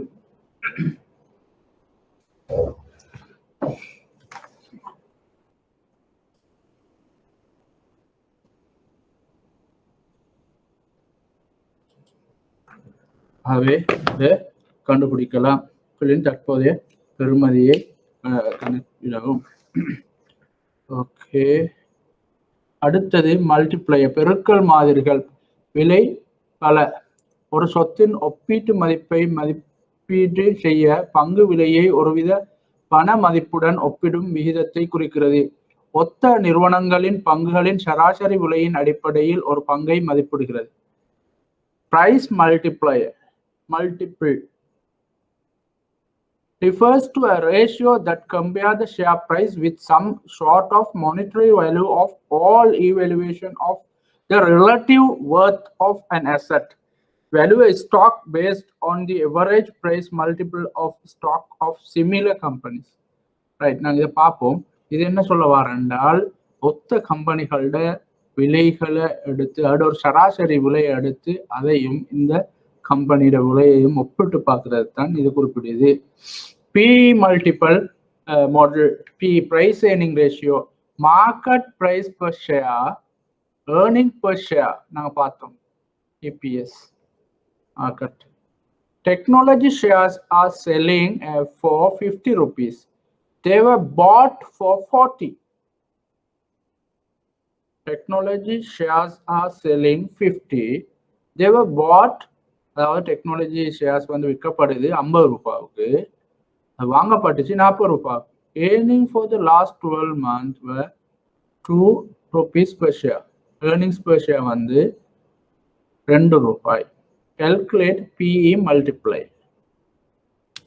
PE price earning ratio நாங்கள் calculate பண்ணணும்.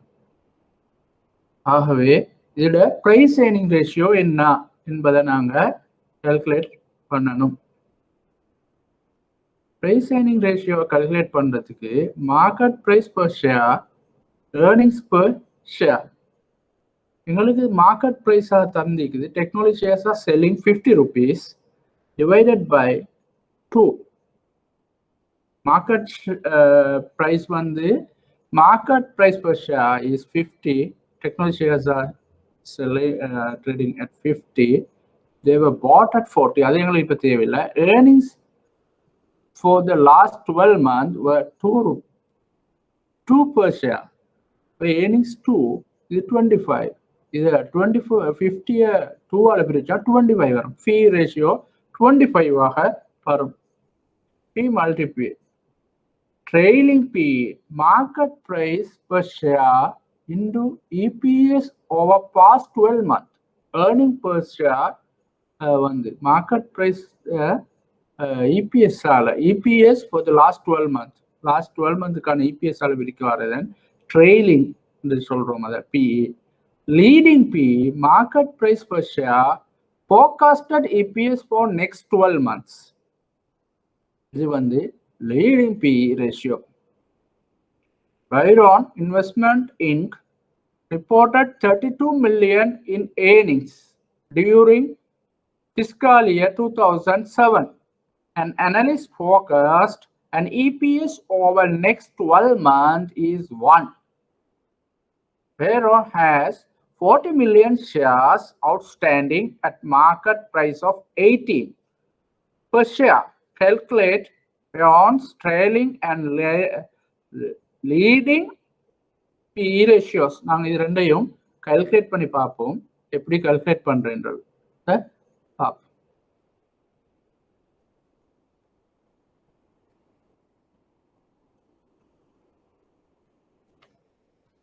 எங்களுக்கு தரப்பட்டிருக்கிற தகவல்கள்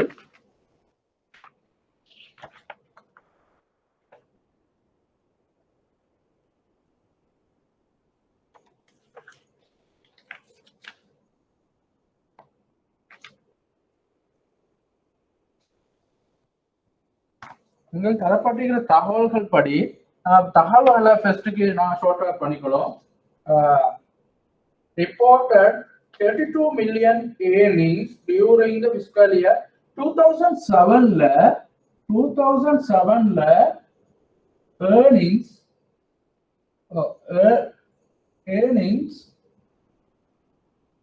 வந்து 30 million US dollar, 30 million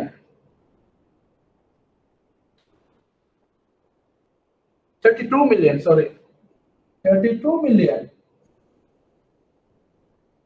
அதே பிறகு an analyst forecast EPS over the next 12 months. Next 12 months EPS, next 12 months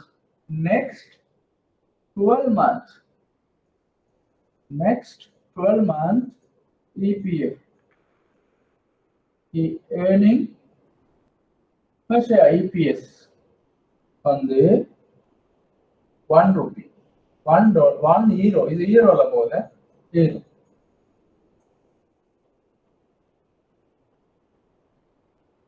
ஈரோல போகுது 1. இப்ப என்ன நடக்குதுண்டா, the month 1 Goyan has 40 million shares.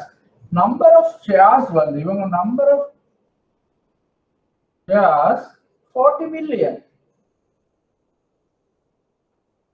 40 million outstanding. Market price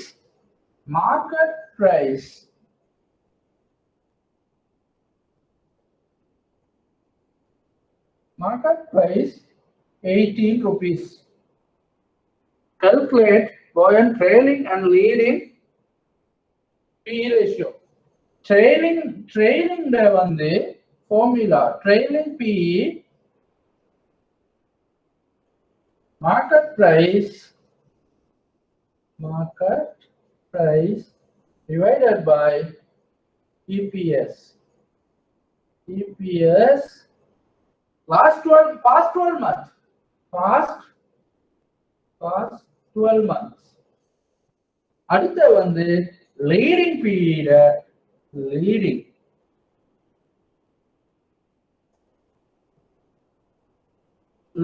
PE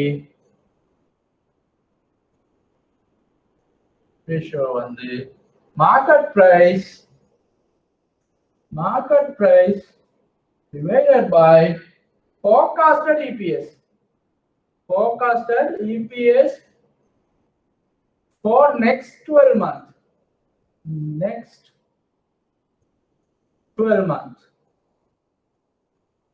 இப்ப எங்களுக்கு மார்க்கெட் பிரைஸ் தெரியும், past earning தெரியும். Past earning வந்து 32 million divided by number of shares 40 million. 40 million 32 or 40 million ஆமிச்சா வரும் 0.8. இதுதான் இந்த பீரியடுக்கான earnings 0.8 EPS. இப்போ எங்களுக்கு இதோட மார்க்கெட் பிரைஸ் தெரியும், EPS தெரியும். மார்க்கெட் பிரைஸ் வந்து 18 divided by 0.8. 18 divided by 0.8. 18 divided by 0.8. 22.25 times. Now PA சொல்லுவோம் டைம்ஸ்ல 22.25 times. இப்போ எங்களுக்கு லீடிங் PA காண்றதுக்கு எங்களுக்கு தரப்பட்ட தகவல் வந்து earnings per share வந்து 1. Market price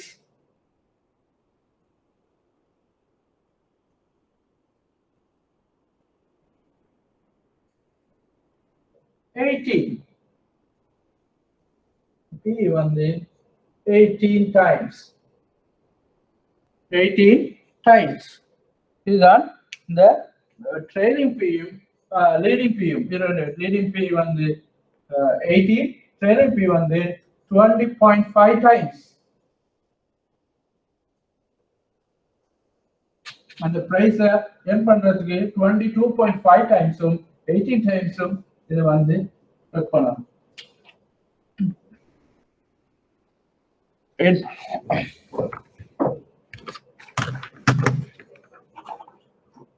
Okay.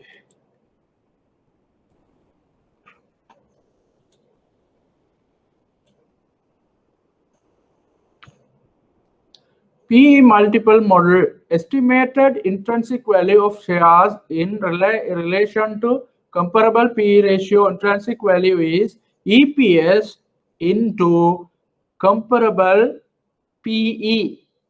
இப்போ நான் வேல்யூவை காண போறோம். அடுத்த side market technology shares are selling 50, earnings for the last 12 months 2 per share.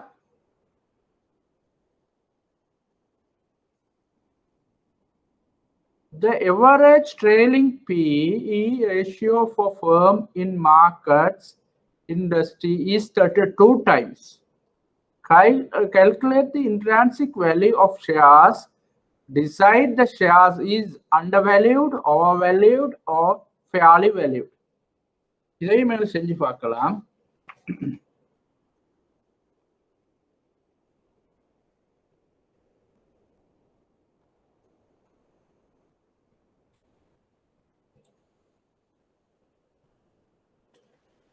அதாவது இங்க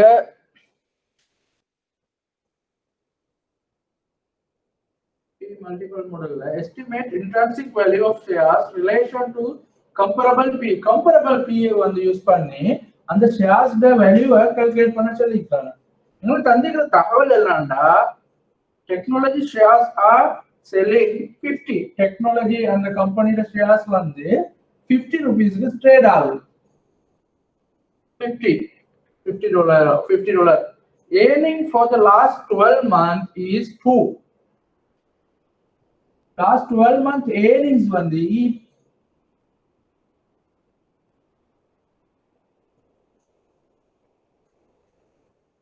earning for the last 12 months were 2 per share. EPS earning per share வந்து EPS வந்து 2. இப்ப the average trailing PE ratio of firms is 32. அதாவது அடுத்த firm அந்த இண்டஸ்ட்ரியில உள்ள எல்லா firmடையும் average trailing PE price earning ratio is 32 times. Calculate the intrinsic value of shares. Decide the shares is undervalued or valued. இப்ப intrinsic value என்ன, இதுல உள்ளார்ந்த பெருமதி என்னன்றத கால்குலேட் பண்ண சொல்லிருக்குது. இதுக்கு வந்து எங்களுக்கு தந்திக்கிற ஃபார்முலா இதுதான். intrinsic value கால்குலேட் பண்றதுக்கு அவருடைய ஃபார்முலா EPS கம்பெனியோட EPS into comparable PE. comparable PE உங்களுக்கு தெரியும். comparable PE இங்க வந்து industry PE 32 times. ஆகவே 32 into 2 இது வந்து 64. இந்த பிரைஸ் வந்து 64 ஆயிக்கணும். comparable P அடிப்படையில பார்த்தா அந்த குறிப்பிட்ட ஷேர்ஸ்ல இந்த வேல்யூ வந்து intrinsic வேல்யூ வந்து 64. ஆனா அது ட்ரேட் ஆகுது 50 rupees. இண்டஸ்ட்ரியோட பார்க்குற நேரம் 64 ரூபாய்க்கு வேண்டிய ஒரு ஷேர்ஸ் வந்து விற்கப்படுது 50 ரூபாய். விற்க வேண்டியது 64 ரூபாய், அது விற்கப்படுவது 50 ரூபாய். எங்களுக்கு தெரியும் கிளியர்லி இந்த ஷேர்ஸ் வந்து அண்டர் வேல்யூ. எங்களுக்கு டிசைன் பண்ண சொல்லிக்குது இது குறைத்து விலை வைக்கப்பட்டதா அல்லது சாதாரணமாக விலை வைக்கப்பட்டதா அல்லது கூடிய விலை மதிப்பு உள்ளதா. கிளியர்லி தெரியும் 50 ரூபாய்க்கு 64 ரூபாய்க்கு விற்க வேண்டிய ஒன்று 50 ரூபாய்க்கு விற்கப்படும்னா இட்ஸ் குறைத்து மதிப்பிடப்பட்டதுன்றது எங்களுக்கு தெளிவாக தெரியும்.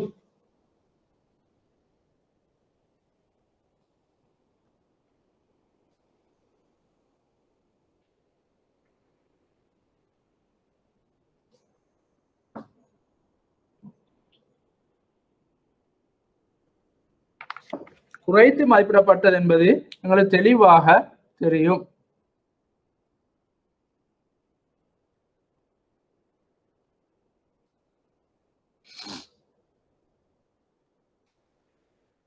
பி மல்டிபிள் மாடல் நுகர்வோர் தயாரிப்புகள் ஐஎன்சி இன்க் வந்து 27 பி வந்து 2752. அதே சமயம் சராசரி பிய குழு பி 33 ஆகும். இது நிறுவனங்கள் சக நிறுவனங்கள் மற்றும் நுகர்வோர் தயாரிப்புகளிடையே அடிப்படையில் வேறுபாடுகள் இல்லை என கருதி நிறுவனம் சராசரியாக மதிப்பிடப்பட்டது, மிகையாக மதிப்பிடப்பட்டது, குறைத்து மதிப்பிடப்பட்டது. அதாவது ஒன்றோட பி குறைவு உண்டால் பிரைஸ் ஏர்னிங் ரேஷியோ குறைவுன்னு சொன்னால் அதுல வந்து அது அடுத்ததோட பார்க்கணும் அது வர்த் வேல்யூ. ஏன்னா இந்த பிரைஸை ஏர்ன் பண்றதுக்கு அது உழைக்கணும் 27 டைம் அந்த பிரைஸ். இங்க வந்து இவன் 33 டைம் உழைக்கணும். 33 மடங்கா மாறினா தான் அந்த பிரைஸுக்கு வரும். இது 30 அல்லது ஏர்னிங் வந்து 33 மடங்கால பிரைஸ் ஆறு நேரம் அந்த ஏர்னிங் 33 மடங்காக்கப்பட்டு ஏர்னிங்னா 33 மடங்கு தான் பிரைஸ். இங்க வந்து ஏர்னிங் 27 மடங்கு தான் பிரைஸ். எங்களுக்கு தெளிவா விளங்கும் பி குறைவாய்க்கிறது வந்து அண்டர் வேல்யூட்.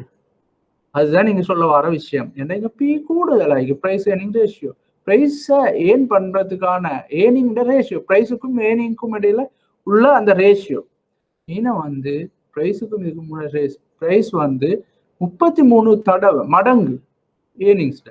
ஈன வந்து 27.5 மடங்கு. ஆகவே இது ஒட்டோவா எங்களுக்கு விளங்குது. இது வந்து குறைத்து மதிப்பிடப்பட்டது. அசெட் பேஸ்ட் மாடல், சொத்து அடிப்படையிலான மாதிரி. சொத்து அடிப்படையிலான மாதிரி பொறுத்தவரையில இந்த சொத்து அடிப்படையிலான மாதிரி ஒரு பங்கின் மதிப்பை அடைவதில் சொத்துக்கள் மற்றும் பொறுப்புகளின் சந்தை மதிப்பீடுகளை பயன்படுத்தவும், தொட்டுணர முடியாத சொத்துக்கள் அதிக விகிதம் இல்லாத நிறுவனங்களுக்கு தொடர்புடையது. அதாவது நிறுவனங்கள் எடுத்தா அந்த நிறுவனங்கள்ட சொத்துக்கள்ட பெறுமதியின் அடிப்படையில் அசெட் பேஸ்ட் மாடல் ஒரு பங்கின் மதிப்பை அடைவதில் சொத்துக்கள் மற்றும் பொறுப்புகள் சந்தை மதிப்பீடுகளை பயன்படுத்த. சொத்துக்கள் பொறுப்புகளோட சந்தை விலை என்ன, அதை வித்தா எவ்வளவு எங்களுக்கு கிடைச்சும், மொத்த சொத்து சந்தை பெறுமதி என்ன, பொறுப்புடைய பெறுமதி என்ன. பொறுப்புடைய சந்தை பெறுமதி எங்களுக்கு சந்தை பொறுப்பு தந்தாலும் பொறுப்புடைய சந்தை பெறுமதி தேவையில்லை.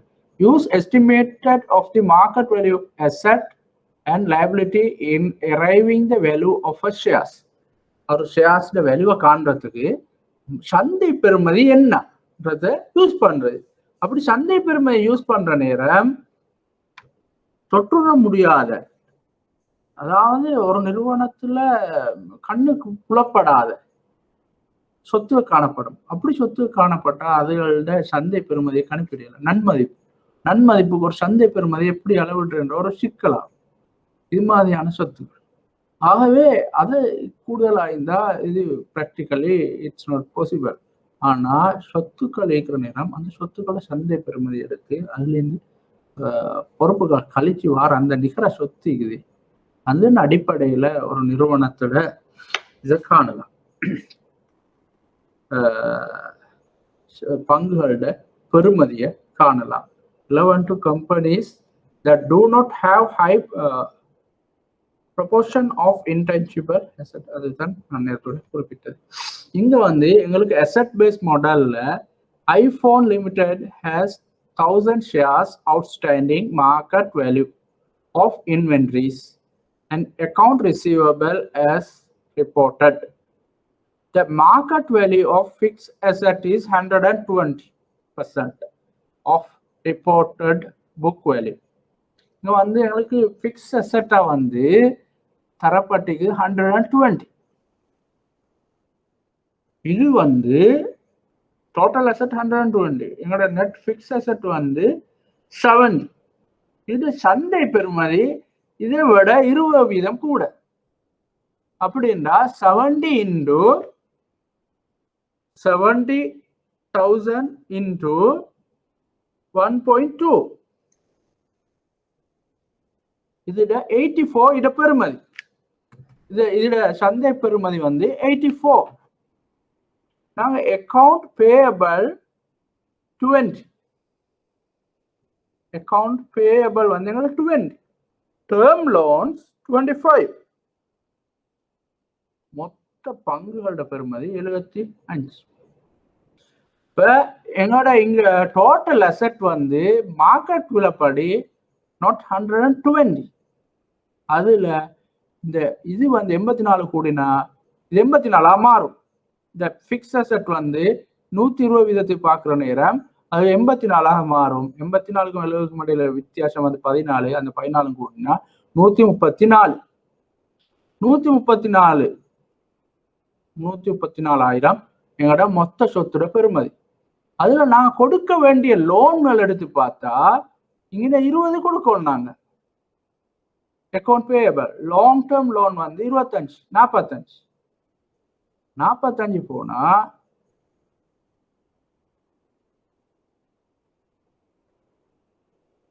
எங்களோட மொத்த சொத்து வந்து 45 1,34,000 1,34,000 45 கழிச்சோம்டா எங்களோட மொத்த சொத்து 89,000. Phone has 1000 shares. இது வந்து 1000 shares 89,000 இருக்குது. 89,000 இது வந்து 1000 shares. 1000 sharesண்டா ஒரு ஷேர்ஸ்க்கு எவ்வளவு? 89 ரூபாய். ஒரு ஷேர்ஸ்ட பெறுமதி. Using the asset based valuation model approach, estimate the value per share. இப்போ இதை நாங்க செஞ்சு பார்க்கணும்டா கொஞ்சம் விளம்பரப்படுத்தலாம். எனக்கு இதை மிச்ச முக்கியமானதா பெரிய நீங்க படிங்க. ஆனா சின்ன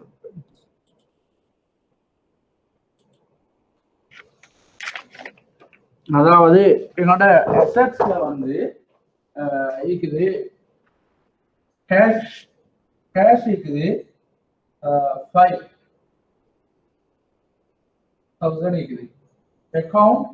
அக்கவுண்ட் ரிசீவபிள் இருக்குது 15,000. இன்வென்ட்ரி இருக்குது 30,000. அதே பிறகு ஃபிக்ஸ்ட் அசெட் வந்து 70,000 இருக்கு.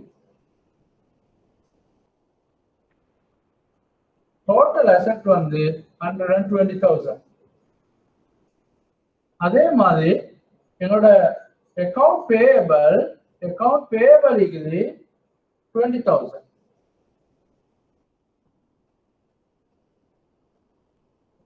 லோன் இருக்குது லாங் டேர்ம் லோன் 25,000. அடுத்தது எக்விட்டிஸ் இருக்குது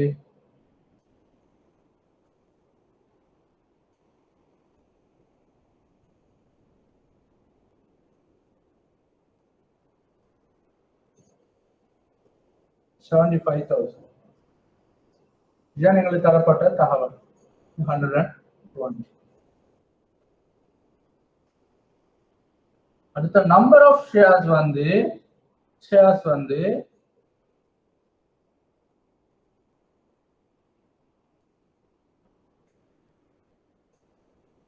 1000. இவங்க சொல்றாங்க இது 5,000 இருக்குது. வேல்யூவேஷன் கேஷ் வந்து 5,000, அக்கவுண்ட் ரிசீவபிள் 15,000, inventory 30,000.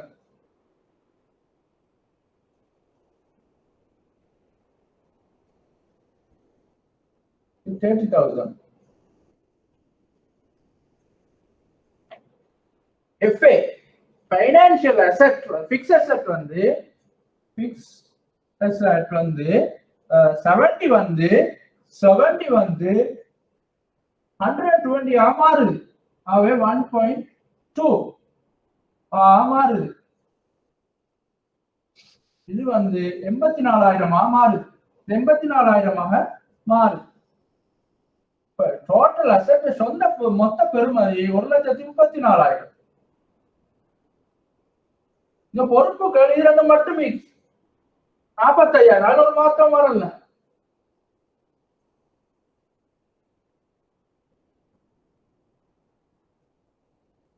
ஒரு 1,20,000 இங்க 45,000.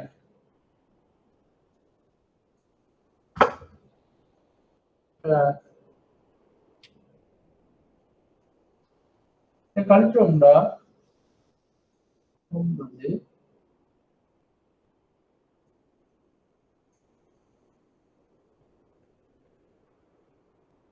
13 4 போனா 89,000 வரும். 89,000 வரும். 89,000 வந்து 1000 பங்குகள். 1000 பங்கு 89 1000 பிரிச்சோம்னா ஒரு பங்குல பெறுமதி 89. அசட் வேல்யூ படி ஒரு பங்குல பெறுமதி 89 ரூபாய். 89 ரூபாவாக வரும் ஒரு பங்குடைய பெறுமதி.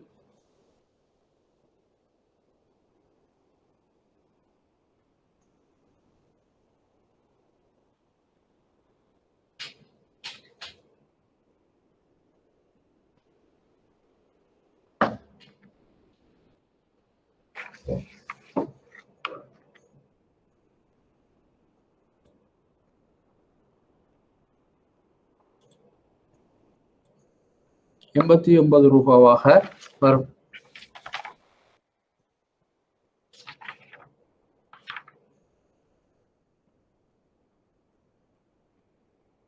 அடுத்தது ஈக்விட்டி வேல்யூவேஷன்ல வந்து வேல்யூவேஷன்ல முக்கியமான விஷயங்களாக international economic condition, country fiscal policy, country monetary policy, country economic policy, industry condition, firm specific condition. இதெல்லாம் முக்கியமான விஷயங்களா வரும். இதுல ஏன் இன்டர்நேஷனல் எக்கனாமிக் கண்டிஷன் முக்கியம்ன்றது சில நேரம் ஒரு கேள்வியா வரலாம். சர்வதேச பொருளாதார நிலைமைகள் ஏன் முக்கியம் என்பது. ஏனென்றா ஒரு ஷேர் மார்க்கெட் எடுத்துக்கொண்டா அல்லது பொன் மார்க்கெட் எடுத்துக்கொண்டா ஸ்ரீலங்காட்டத்தை கூட எடுத்துக்கொண்டா நிறைய வெளிநாட்டு முதலீட்டாளர்கள் இருக்கிறாங்க. ஆகவே இவங்க வந்து நாட்டோட இந்த நாட்டுக்கு வாரண்டா உள்ள இன்டர்நேஷனல் எக்கனாமியோட சிச்சுவேஷனை வச்சுதான் வருவாங்க. அமெரிக்காவோட எக்கனாமிக் வீக் ஆகி போகும்ன்ற ஒரு சிச்சுவேஷன் இருந்தா அங்கிக்கிற ஃபண்ட் எல்லாம் அடுத்த நாடுகளுக்கு மூவ் பண்ணுவாங்க. எங்க நாட்டுக்கும் வரது சான்ஸ் நிறைய சான்ஸ். ஆகவே இன்டர்நேஷனல் எக்கனாமிக் கண்டிஷன் முக்கியம். ஃபைனான்சியல் கிரைசிஸ் டைம்ல நிறைய நாடுகளுக்கு ஃபண்ட் மூவ் ஆனதை காண்றோம் யூஎஸ்லாம். அப்ப அது வந்து அந்த நாட்டோட எக்கனாமிக் கண்டிஷன் முக்கியம் உலகளாவே. எந்த நாட்டிலையும் தான் இப்ப எங்களோட நாட்டுல அல்லது எங்களோட ரீஜன்ல வந்து எக்கனாமி வீக் ஆகுறா எங்களோட ரீஜன்ல ஃபாரின் முதலீட்டாளர்கள் அவங்களோட ஃபண்டை வந்து வித்ட்ரா பண்ணுவாங்க சார். அடுத்து நாட்டுண்ட பிசிக்கல் பாலிசி, நாட்டுண்ட இறை கொள்கை. எப்படியான கொள்கை உண்டு இலங்கை நாட்டுல? இறை கொள்கை, நாணய கொள்கை ரெண்டு இருக்குது. கவர்மெண்ட் யூஸ் பண்றது இறை கொள்கை. அந்த இறை கொள்கை பிசிக்கல் பாலிசி எப்படி இருக்குது ஸ்ரீலங்கா? டேக்ஸ் அது இதெல்லாம் அதுக்குள்ளால வரும். அதே போல monetary policy, central bank money supply money demand எப்படி அந்த இது கண்ட்ரோல் பண்ணும்ன்ற விஷயங்கள் எல்லாம் வரும். இன்ட்ரெஸ்ட் ரேட் எப்படி மெயின்டைன் பண்ணும், இன்ட்ரெஸ்ட் ரேட்ல ஏற்படுற மாற்றம், இன்ட்ரெஸ்ட் ரேட் குறையும் உண்டா நிறைய ஃபண்ட்ஸ் வந்து ஈக்விட்டி மார்க்கெட்டு போகும். ஏன்னா இன்ட்ரெஸ்ட் கவர்மெண்ட் செக்யூரிட்டிஸ் எல்லாம் முதலீடு செய்யறதன் மூலம் கிடைக்கின்ற லாபம் குறைந்து போறதுனால.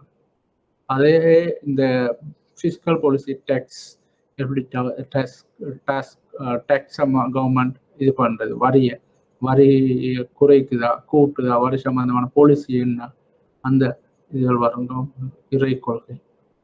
கண்ட்ரி எக்கனாமிக் கண்டிஷன், நாட்டோட எக்கானமி எப்படி இருக்குது, நாட்டோட எக்கானமி பூம் பண்ணுதா, பூம் பண்ணா கம்பெனிகள் எல்லாம் பூம் பண்ணு, அல்லது ஸ்ட்ரிங் ஆயினா கம்பெனிகள் ஸ்ட்ரிங் ஆகும். ஆகவே அது முக்கியமான ஒரு விஷயம். இதுல இன்னும் கொண்டு வந்திருக்கணும்,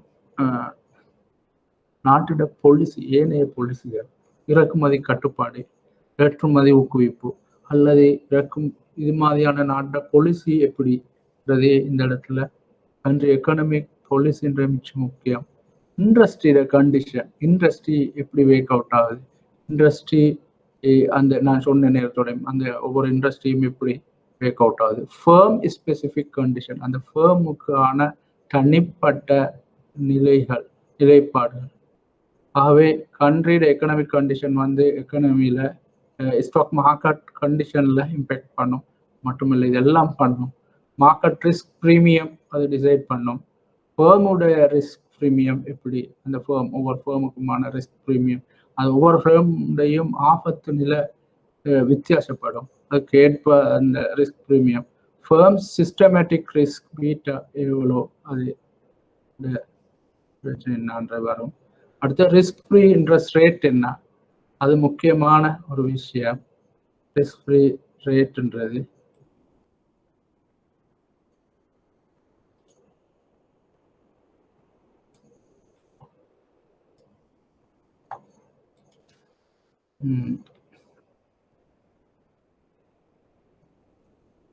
அதே பிறகு ரிஸ்க் ஃப்ரீ இன்ட்ரெஸ்ட் ரேட்டை கன்சிடர் பண்ணணும், ஃபர்ம்ஸ் ரிஸ்க் ப்ரீமியத்தை கன்சிடர் பண்ணணும், expected cash flow to be generated by the firm, நிறுவனம் எப்படியான கேஷ் ஃப்ளோ ஒன்றை ஜெனரேட் பண்ணும், அதுக்கு இதை பல காரணங்களும் இன்ஃப்ளூயன்ஸ் பண்ணும், required return by investors who invest in the firm, இந்த நிறுவனத்தில் முதலீடு செய்கிறவர்கிட்ட நிறுவனத்தில் முதலீடு செய்கிறாரோட requirement, the required rate என்ன, value of the firm's stock, அது ஒரு கடைசியா இந்த ஃபர்ம்ல ஷேர்ஸ் வேல்யூ, இப்படி இது அவ்வளோ காரணிகளும் கன்சிடர் பண்ணப்படணும். இது அவ்வளோ காரணிகளும் ஒரு ஃபர்ம்ல இந்த வேல்யூவை தீர்மானிக்கிறதுல செல்வாக்கு செலுத்துற ஒரு முக்கியமான காரணியா இது. இதோட இந்த சப்ஜெக்ட் முடியுது.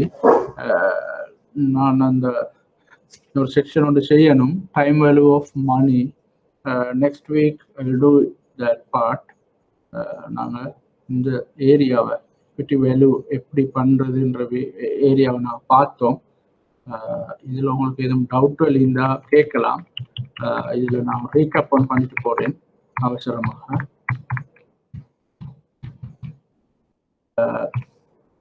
மதிப்புன்றது உண்மையில விலை மதிப்பு அது என்ன, அது என்னன்ற விஷயத்தை பார்த்தோம். மதிப்பு முதலீடு, வேல்யூ ஆஃப் இன்வெஸ்டிங், இன்வெஸ்ட் பண்ணுறதுல முக்கியத்துவம், பகுப்பாய்வுகள், குறைந்த விலையில் தோன்றும் பத்திரங்களை வாங்குவது, அது பேசிக். இது மதிப்பீடு என்றால் என்ன,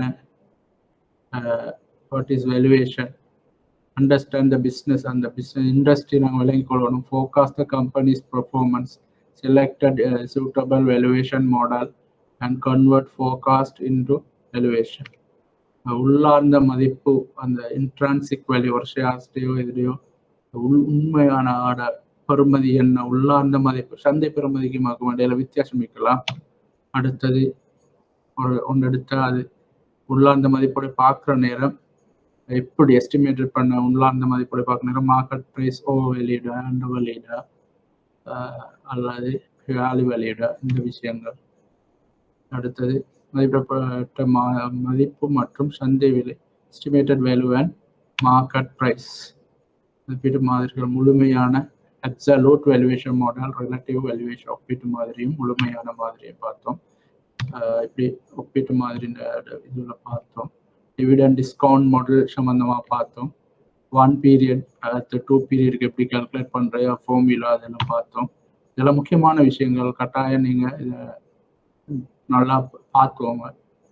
2 பீரியடை பார்த்தோம். இது எல்லா இடத்துக்கும் பிறகு உங்களுக்கு நிறைய இடங்கள்ல தேவைப்படும். அடுத்து கார்டன் கான்ஸ்டன்ட் க்ரோத் மாடல் சம்பந்தமாகவும் கால்குலேஷனை பார்த்தோம். பி ரேஷியோ எப்படி, பி கம்பரபிள் பியோட பார்த்து share under value over value அந்த விஷயங்கள் இதெல்லாம் முக்கியம். இது ஃபைனான்ஷியல் மார்க்கெட்டோடைய உங்களோட ஃபைனான்ஷியல் இதுக்கு பெரும் பங்களிப்பு செய்கிறதாയിരിക്കും.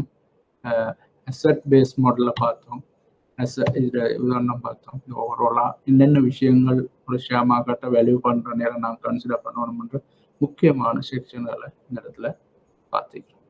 Okay, thank you. இதோட நாங்கள் எங்களோட இதை முடிச்சுக்கோம்.